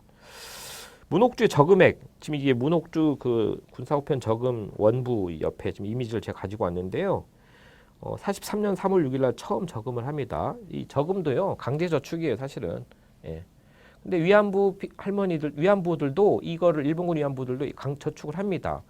당연히 그때 기대는 뭡니까? 돈을 모은다. 그다음 이 돈을 송금할 수 있다. 내 가족들이 그 돈을, 그러니까 다 증언에 모두 공통적인 게 내가 지금 몸을 버리고 이 상황에 이국 만리에 와가지고 이렇게 됐지만 나의 희생이 가족들에게 도움이 된다면 요거 하나로 다들 버티거든요. 그런 마음으로 사실 뭐 강제 저축으로 시작했지만 저축하는 거죠. 500엔을 저축했습니다. 43년에. 통장을 분실했다가 다시 재개했는데요. 45년 4월 4일로 갑자기 뜁니다. 5,570엔이 됐어요. 4월 4일 날. 4월 26일 5,000엔. 그러니까 4월 달에만 지금 1,570엔을 쭉 보면요. 액수가 되게 작은데 갑자기 45년 4월 5월에 25,560엔. 딱 두 달만 25,560엔. 이렇게 저축하게 된 거거든요. 여러분들도 아마 이쯤에 눈치챘을 겁니다. 화폐 가치가 똑같지 않은가 보네. 이렇게 생각하실 거예요. 한번 확인해 보도록 합시다. 이 버마에서 모은 문옥주 저금액 오늘날의 가치 운운하시는데 당시의 가치로 봐야죠. 당시 도쿄 엔화의 가치로 보면 얼마나 좀 되느냐. 뭐 일단 당연히 전쟁이고요. 엄청난 슈퍼인플레이션이 발생했죠. 도쿄보다 1200배 지금 높은 상승률이거든요. 그러니까 경성, 도쿄, 대만의 타이베이가 조금 안정적이고 동남아는 지금 그러니까 무슨 얘기냐면 이 경제권을 화폐권을 이제 블록화시켜서 그 초인플레가 번지지 않도록 지금 차단하는 거죠. 문옥주 두 달간의 저축액 25,560엔은 도쿄에서는 102엔의 가치에 불과합니다. 딱 102엔이에요. 전혀 가치가 없죠. 게다가 군표입니다. 돈이 아니에요, 실제. 여러분들이 지금 전체적으로 종합해서 생각해 볼 부분이 있습니다. 돈이 아니고 가치가 떨어져 있는데 그 돈이 조선에서 일본에서 얼마만큼의 가치를 가졌냐 이걸 따져보는 건 좀 무의미할 수가 있어요. 왜냐하면 그걸 따지려면 예를 들면 랑군에서 혹은 미치나에서 버마에서 그러니까 미얀마죠. 미얀마에서 송금한 돈이 조선에서 찾을 수 있어야 되거든요. 예를 들면 문옥주의 가족이 그 돈을 찾을 수 있어야 되거든요. 송금할 수는 있었어요. 물론 송금액도 제한이 있었지만 송금할 수는 있었어요. 액수가 크면 안 됐고요. 하더라도 그것을 찾을 수가 없었습니다. 가치를 따지는 게 무슨 의미가 있죠?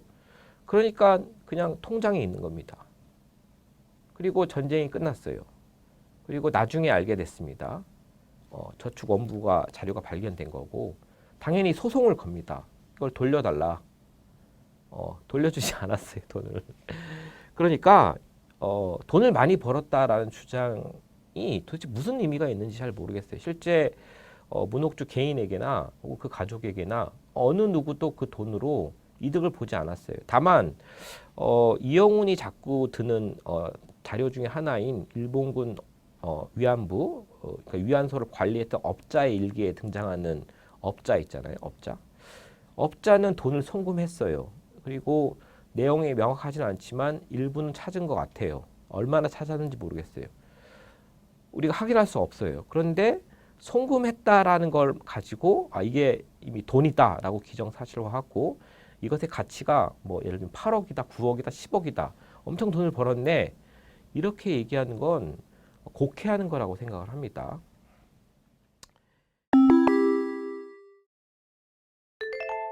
역사 부정주의자들이 계약을 강조하는 이유는 무엇인가요? 일본군 위안부가 강제 동원된 것이 아니라 자유의사에 따른 계약의 주체이고 큰 돈을 벌기 위해 성노동을 한 것이며 자유폐업할 수 있었으므로 성노예가 아니다. 이렇게 주장하기 위해서 계약을 강조하는 겁니다. 이는 일본 정부가 강제 동원과 성노예제를 전적으로 부정하는 것과 이해를 같이 합니다. 그리고 문제가 생기더라도 실제 계약 당사자인 업자와 군 위안부로 동원되는 여성의 호주 사이의 책임으로 전가시킬 수 있는 여지가 생기는 거죠. 이렇게 되면 위안부를 모집하라고 지시하고 심지어 돈까지 된 일본군의 책임은 온데간데 없고 업자의 착취를 막기 위해 관여한 좋은 일본군으로 남게 되는 효과까지 생기는 것이죠. 문옥주는 미얀마 위안소를 어떻게 탈출할 수 있었나요? 회고록을 보면 계속되는 공습에 언제 죽을지 모른다는 공포를 느끼고 있었는데요. 아는 군의관에게 부탁해서 폐병 환자라고 가짜 진단서를 만들고서야 위안소를 나올 수 있었습니다. 군인들에게 병이나 옮기는 쓸모없는 몸을 만들지 않고서는 그만둘 수 없었던 게 위안부였던 거죠. 우리도 일본인이다. 찬녀가 아니다. 문옥주는 왜 이렇게 말했을까요? 이런 단어들을 가지고 와서 자꾸 곡해하는 것이 문제인데요. 당시 일본군은 이유 없이 위안부들을 경멸할 때 항상 조센이라는 말을 썼습니다. 하루는 술에 만취한 군인이 그 문옥주에게 갔죠. 가서 조센삐라고 협박하고 칼을 겨눕니다. 그래서 문옥주는 일본인 니들이 우리 조선인도 일본인이 되었다고 했으면서 왜 바보 취급하냐며 저항하며 나왔던 것이죠. 적에게 향할 칼을 먼 이국 땅 위안소에 와 있는 내게 돌린 건 잘못된 거라고 군법회의 때 항변했거든요. 그것도 같은 이유인 거죠. 바로 살기 위해서이죠. 다음은 반일 종족주의 현상에서 램지어 사태로 확산되는 그 과정의 그 내용들을 좀 볼 텐데요. 특히 이제 이영훈 교수의 반일 종족주의 그 책의 주장 그리고 그걸 비판했잖아요. 이 주장들이 사실은 어디로부터 왔는지 그리고 램지어 교수에게 어떻게 이어졌는지를 아마 비교하면서 보시면 이해하기 쉬울 것 같습니다. 2021년 1월 28일이었죠. 그러니까 올해 마찬가지 새해인데요. 새해 초마다 정말 춥겠습니다. 일본 우익 언론 산케이가 이렇게 보도를 했습니다. 일본군 위안부 강제 동원과 성노예제를 전적으로 허구라고 부정하는 존 마크 램지어 교수의 논문, 그 논문의 제목이 태평양 전쟁에서의 성계약이라는 논문인데요. 그 논문의 그 논문을 요약하는 보도를 했어요. 제가 이거 찾아봤어요. 찾아보니까 이 논문뿐만 아니라 2015, 12, 8 합의 이후죠. 2016년부터 갑자기 이런 내용, 역사 부정, 혐오도 뭐 여성 혐오만이 아니라 인종적 혐오, 계급적 혐오들을 드러내는 글들을 많이 발표를 했더라고요. 그 중에 제일 주목이 됐던 게 위안부와 교수들이라는 디스커션 페이퍼라고 하죠. 30여 페이지짜리 글이었는데요. 이게 굉장히 주목이 갔습니다. 이 Comfort Women and Professor라는 페이퍼는 보니까 이 태평양 전쟁에서의 성계약 이후에 발표된 논문에 을 포함하는 글이었는데요. 일단 이걸 보면 램지어 교수 주장의 맥락들을 이해할 수 있게 됩니다. 그리고 2016년 1회 쓴 그 역사부정과 인종, 계급, 여성 혐오의 시각이 짙은 그 논문과 책들이 있다고 했잖아요. 그리고 제가 여기서 하나를 뭘 더 봤냐면 재팬 포워드라고 산케이 계열의 영자 신문인데요. 이 재팬 포워드에 또 램지어가 굉장히 많이 인터뷰하고 기고했던 글들이 있거든요. 이런 것들을 좀 종합적으로 봤는데요. 단적으로 그냥 표현하면 부정과 혐오의 백화점 이런 느낌이 들 정도였습니다. 이런 질문이 가능한 것 같아요. 어떤 글로벌 학술장에서 어떻게 글로벌 학술장에서 지금 이렇게 심사, 피어 리뷰를 거쳐가지고 논문 책이 나왔는데 이게 어떻게 출간될 수 있었는가? 어떻게 좀 놀랍지 않나요? 이 부정 혐오 백화점이라고 제가 표현했는데 이런 게 어떻게 공식적으로 출간될 수 있는가? 심사를 거쳐서. 게다가 논문은 그냥 논문이 아니고 선생님도 저도 이제 투고를 할 때 굉장히 고생하는 SSCI급이라고 어쨌든 되게 국제적으로 저명한 학술지인데요. 물론 중위급 학술지였는데요. 그런데 심사를 통과할 수 있었을까? 사실 이게 거의 지금 처음이거든요. 이런 역사 부정 혐오, 위안부 문제에 대해서. 이런 류의 주장들은 보통 책으로 출간돼요. 특히 이제 홀로코스트 부정부터 위안부 문제 부정에 이르기까지 부정론은 자기들끼리 보는 책, 자기들끼리 보는 저널에 이렇게 출간하는 게 보통이었기 때문에 그리고 주로 학술적인 장은 피하고 기자들과 상대하고 물론 주장은 항상 토론하자. 자기네 책은 학술적이다 이렇게 주장을 하지만 학술적으로 검증받아 본 적이 없는데 이 램지어 교수의 논문은 그러니까 이 사태의 핵심은 사실 이제 모두가 인정하는 글로벌 스탠다드의 학술지에 실렸다는 거. 요게 좀 충격적이었던 거죠. 그리고 더 나아가서 학문의 이름으로 일각에서는 지금 지지받고 있는 거거든요. 물론 이제 이 논문이 나오고 엄청난 사태 파장들이 있었잖아요. 특히 이제 미국에서 수많은 학자들 위안부 문제와 관련한 혹은 일본 근현대사 연구자들 그리고 동아시아사 연구자들 그리고 이 램지어 교수의 전공이 경제학, 경제사, 일본 경제사였기 때문에 특히 이제 뭐 여기 법경제학이라고 지금 돼 있는데요. 로스쿨 교수거든요. 그러니까 법경제학 분야의 여러 교수들 그다음에 특히 이제 이번 논문은 게임 이론을 적용해서 지금 위안부 문제를 본 건데요. 계약이라는 그런 키워드에 초점을 맞춰가지고 그러니까 이제 게임 이론 여러 그 저명한 교수들까지 전부 램지어 교수 사태를 역사 부정과 혐오의 문제로 보고 연판장을 돌리는 사태가 벌어졌던 것이죠. 그러면서 학술지 이게 국제법경제학 그 리뷰라는 학술지인데요. 거기에 이제 그 램지어 교수의 논문을 철회하라고 이렇게 권고를 했던 건데요. 아직까지 철회되고 있지 않습니다. 도대체 램지어 교수가 무엇이길래 제가 볼 때는 하버드대 교수지만 일개 하버드대 교수인데요. 수많은 세계적인 학자들 그리고 전문가들 그리고 시민사회 심지어는 미국 국무부에서도 다양한 외교 채널에서도 이 문제가 부정의 맥락에 있음을 이렇게 비판하고 이렇게 말하고 있는데요. 여전히 철회되고 있지 않는 상황. 이 사태가 램지어 사태의 지금 핵심이라고 볼 수 있습니다.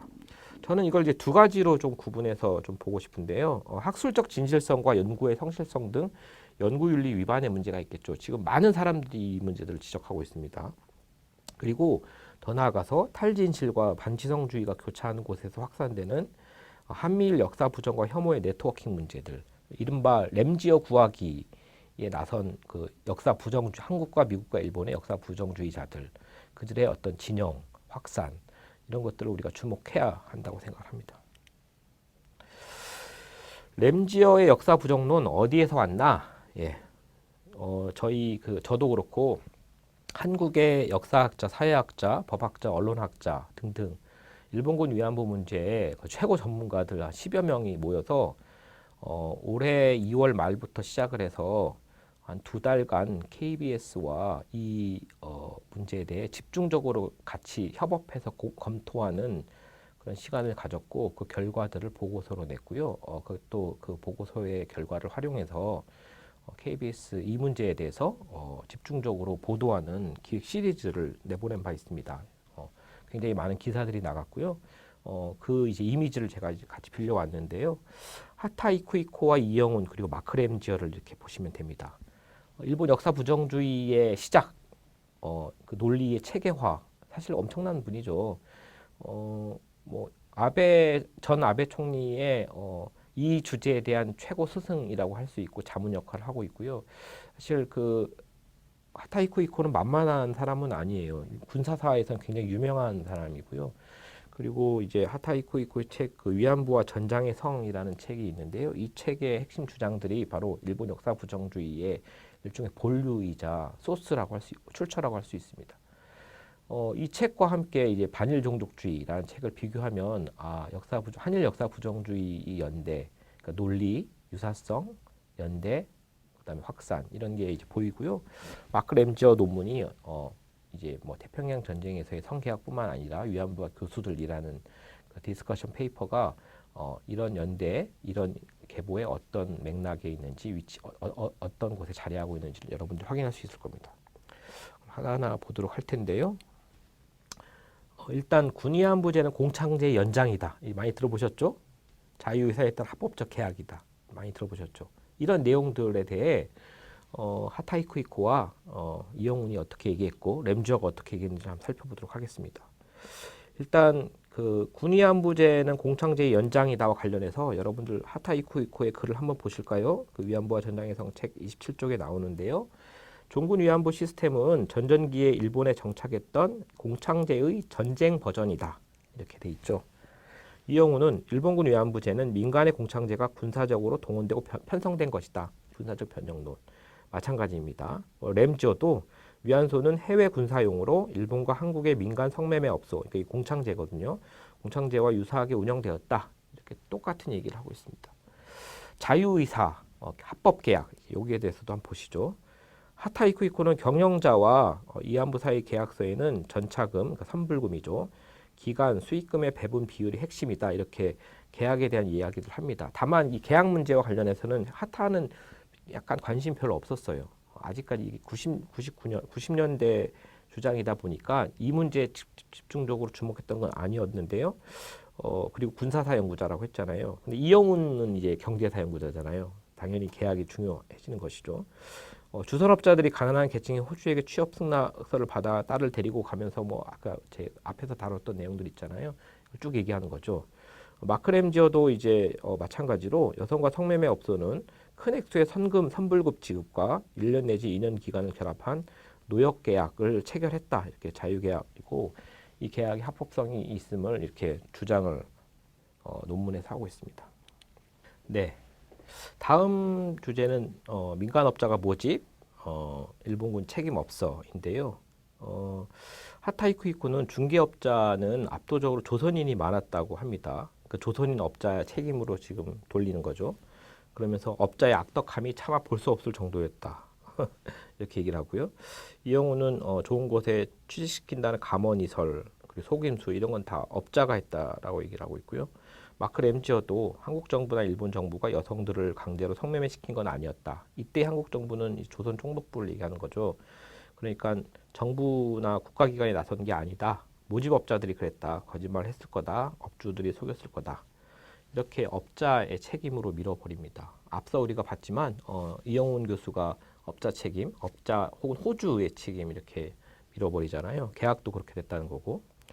그리고 이제 고수익 업종인데요.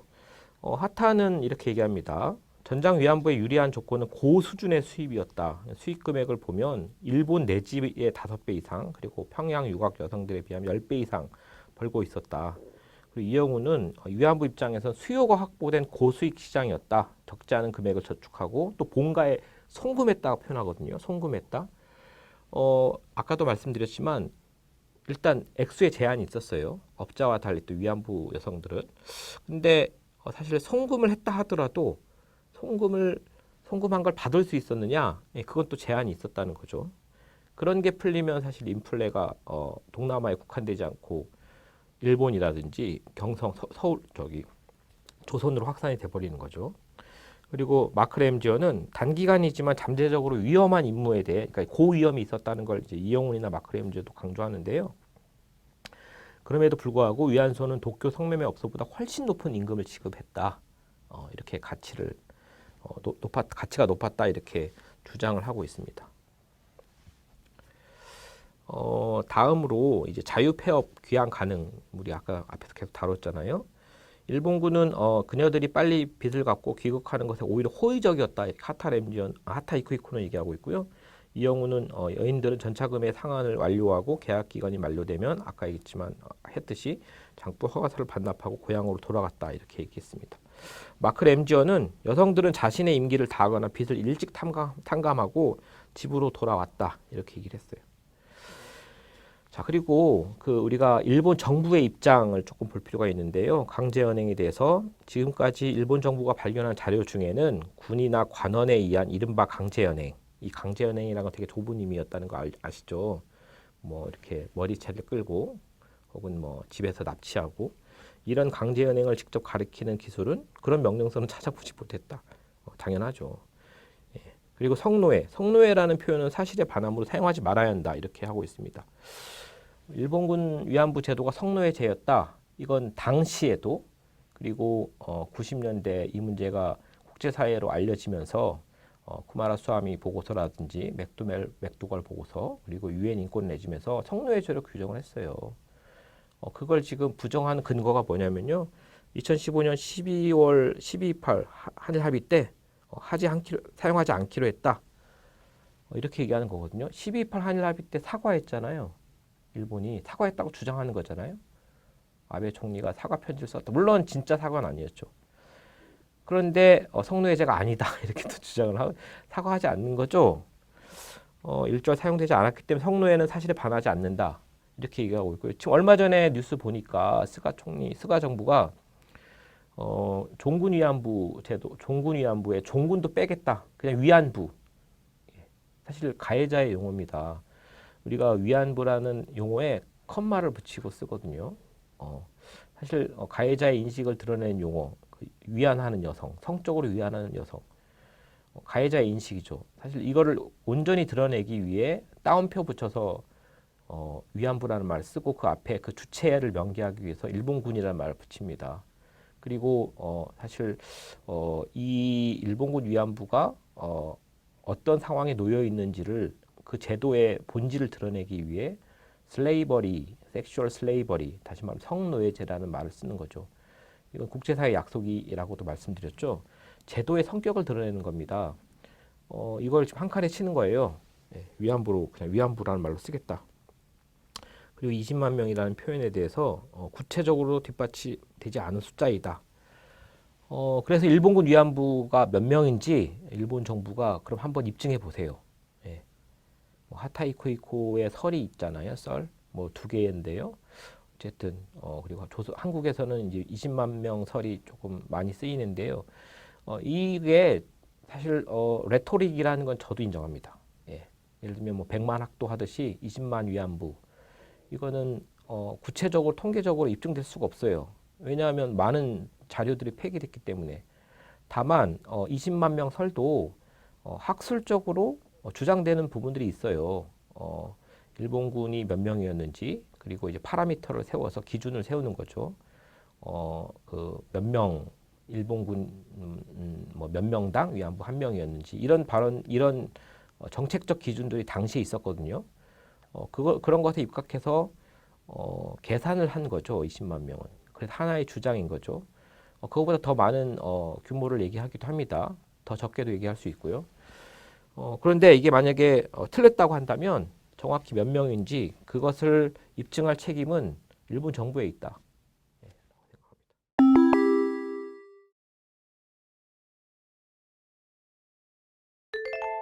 이번 보도를 통해 램지어 교수의 주장이 어느 날 갑자기 나온 게 아니라 한미일 세 나라의 역사 부정주의 네트워크의 산물이라는 걸 확인할 수 있었던 것 같은데요. 교수님의 생각은 어떠신가요?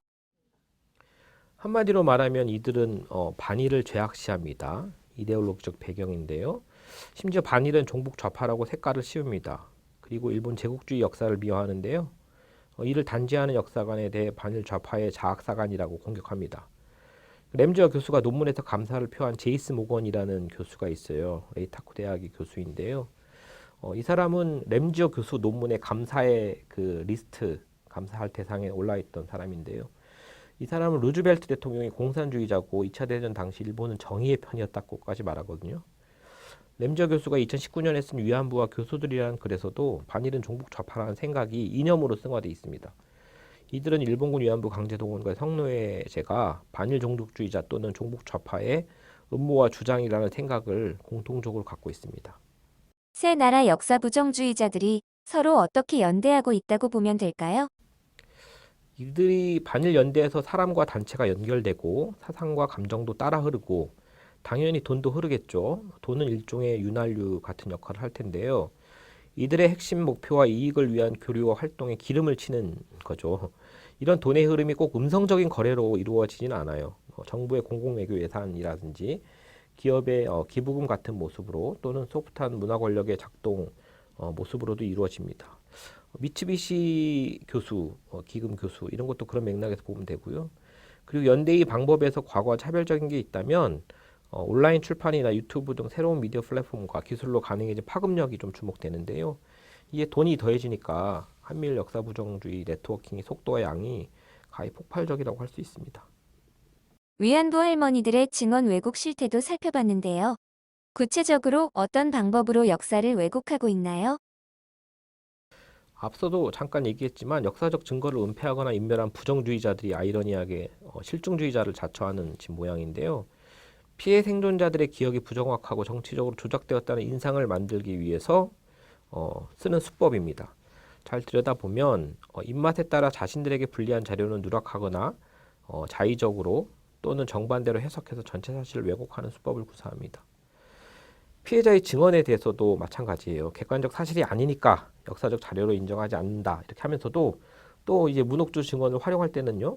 자기 입맛에 맞는 증언 일부가 있으면 일부를 절취하고 자의적으로 해석해서 피해를 호소하는 목소리를 피해자에게 반하는 방식으로 사용하고 빼앗아 버립니다.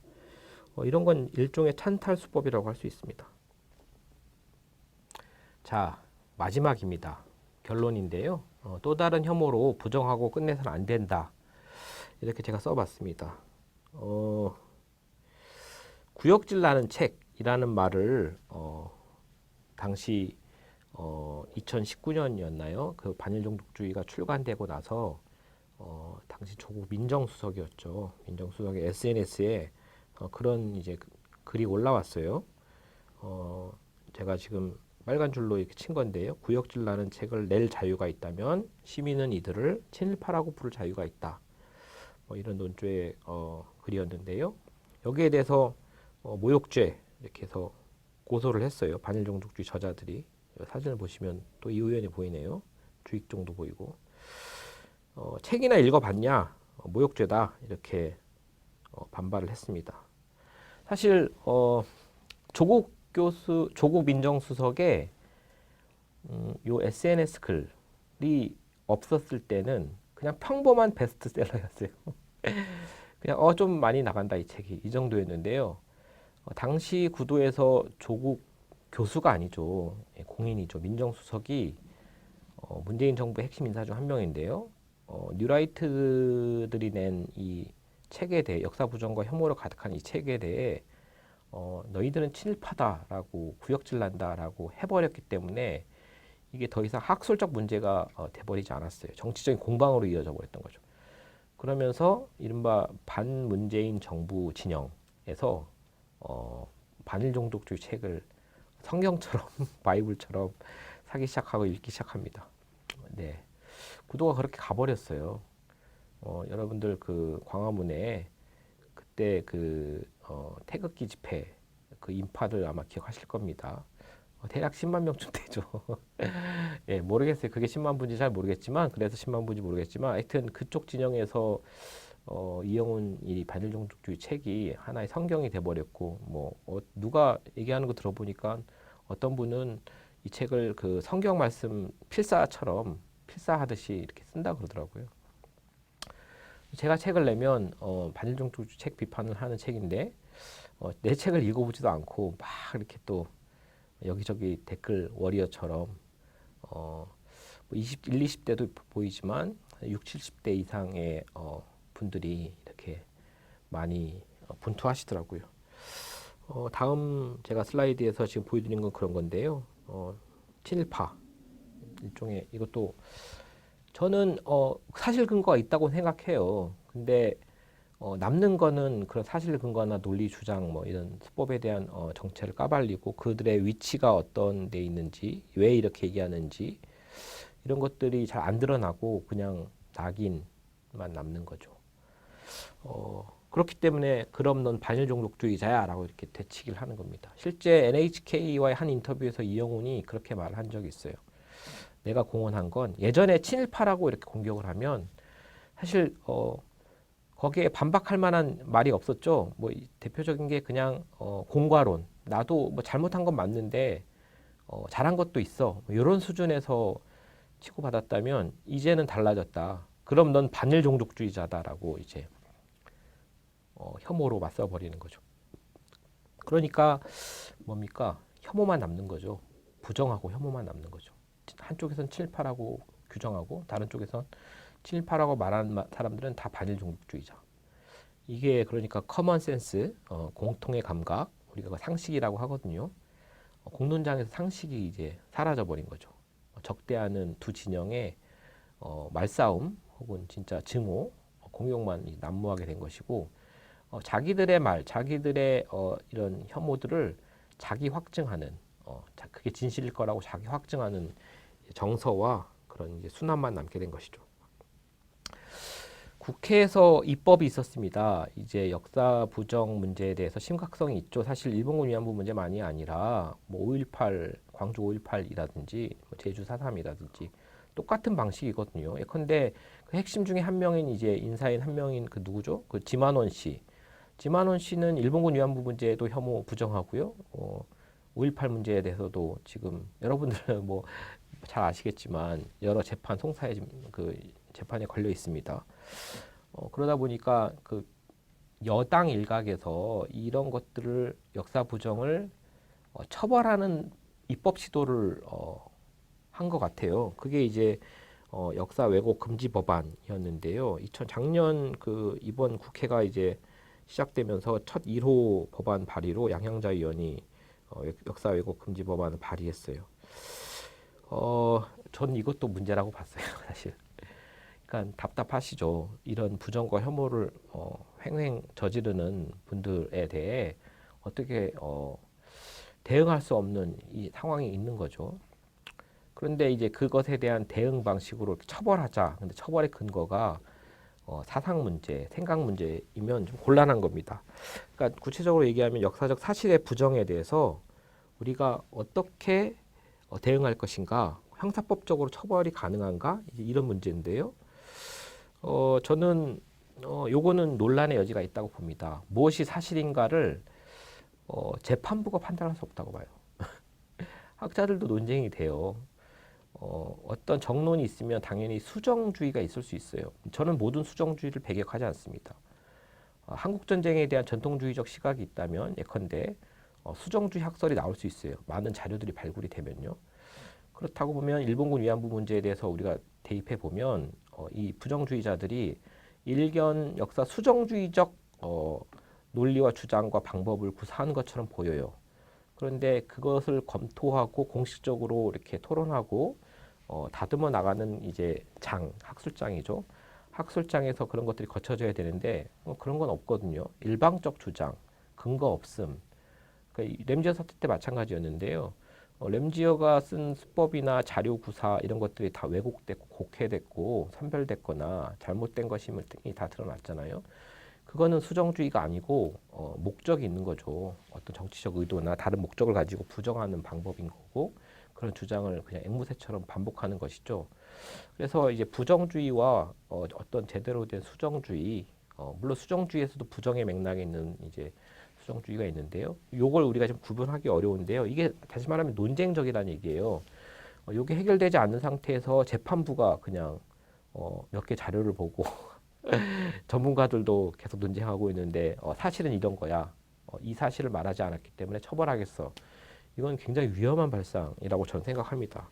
다만 저는 이 부정에 그치지 않고 사실의 부정에 그치지 않고 혐오로 이어진다는 데 문제가 있다고 또 생각을 합니다.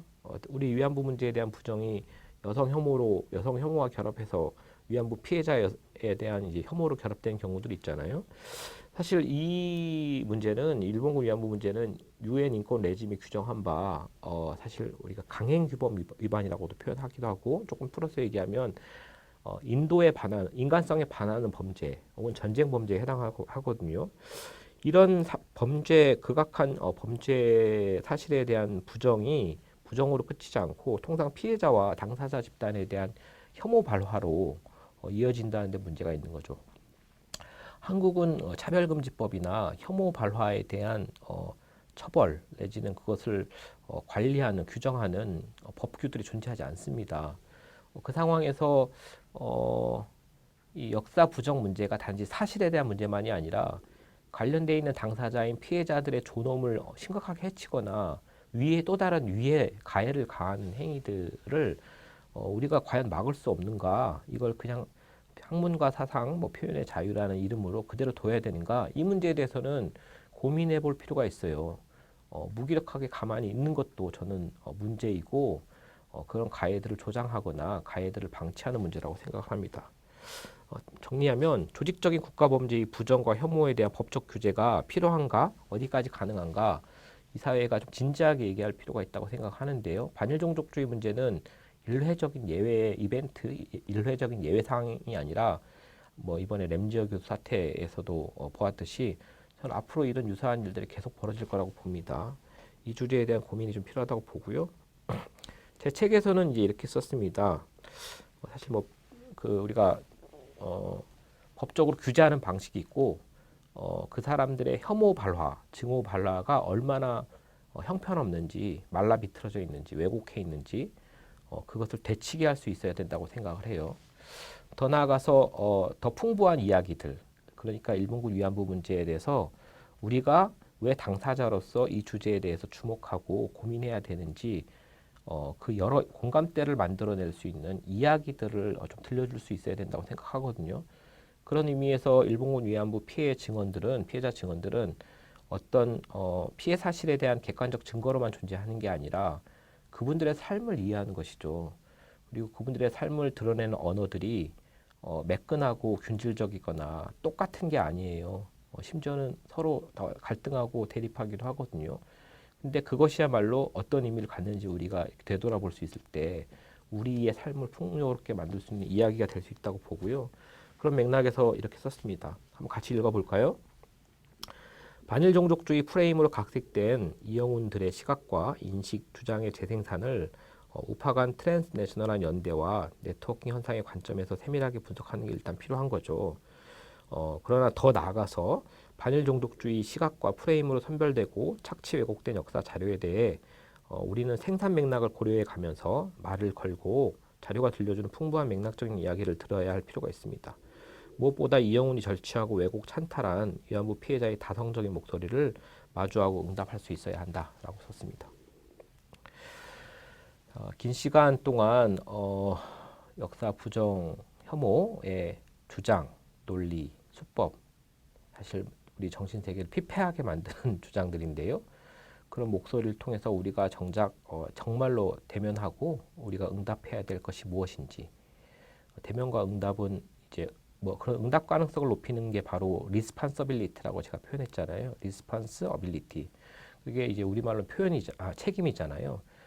그러니까 대면하고 응답할 가능성을 높이는 우리의 앞으로 해야 될 행위로서 책임, 그 책임에 대해서 역사 부정의 논리, 이런 주장, 그런 수법들을 우리가 왜 바라봐야 되는지 제가 조금 길게 자세하게 좀 여러분들에게 설명을 드렸고요. 이런 성찰들을 통해서 우리가 좀 즉각적으로 이렇게 똑같은 방식으로 그들이 하는 방식으로 맞서지 않았으면 좋겠어요. 더 단단하게 내용들을 고려해가며 이 문제에 대해서 공감하고 이게 내 삶에 우리의 삶에 뭐 최소한 이런 문제들은 반복되지 말아야 한다라는 문제의식은 서로 공유하고 있는 것이잖아요. 그리고 저들은 이걸 계속 지금 합법이다, 뭐 이게 가능하다, 뭐 문제되지 않는다 이렇게 얘기하는 건 이런 폭력 구조들을 사실 용인하겠다 내지는 조장하겠다는 주장이나 다름없는 것이거든요. 위치가 다른 만큼 여러분들이 그것들 의식을 하고 우리가 무엇을 할 수 있을지 최소한 저들과 닮아가서는 안 된다라는 생각들을 여러분들에게 말씀드리면서 이 강의를 마치도록 하겠습니다. 수고하셨습니다.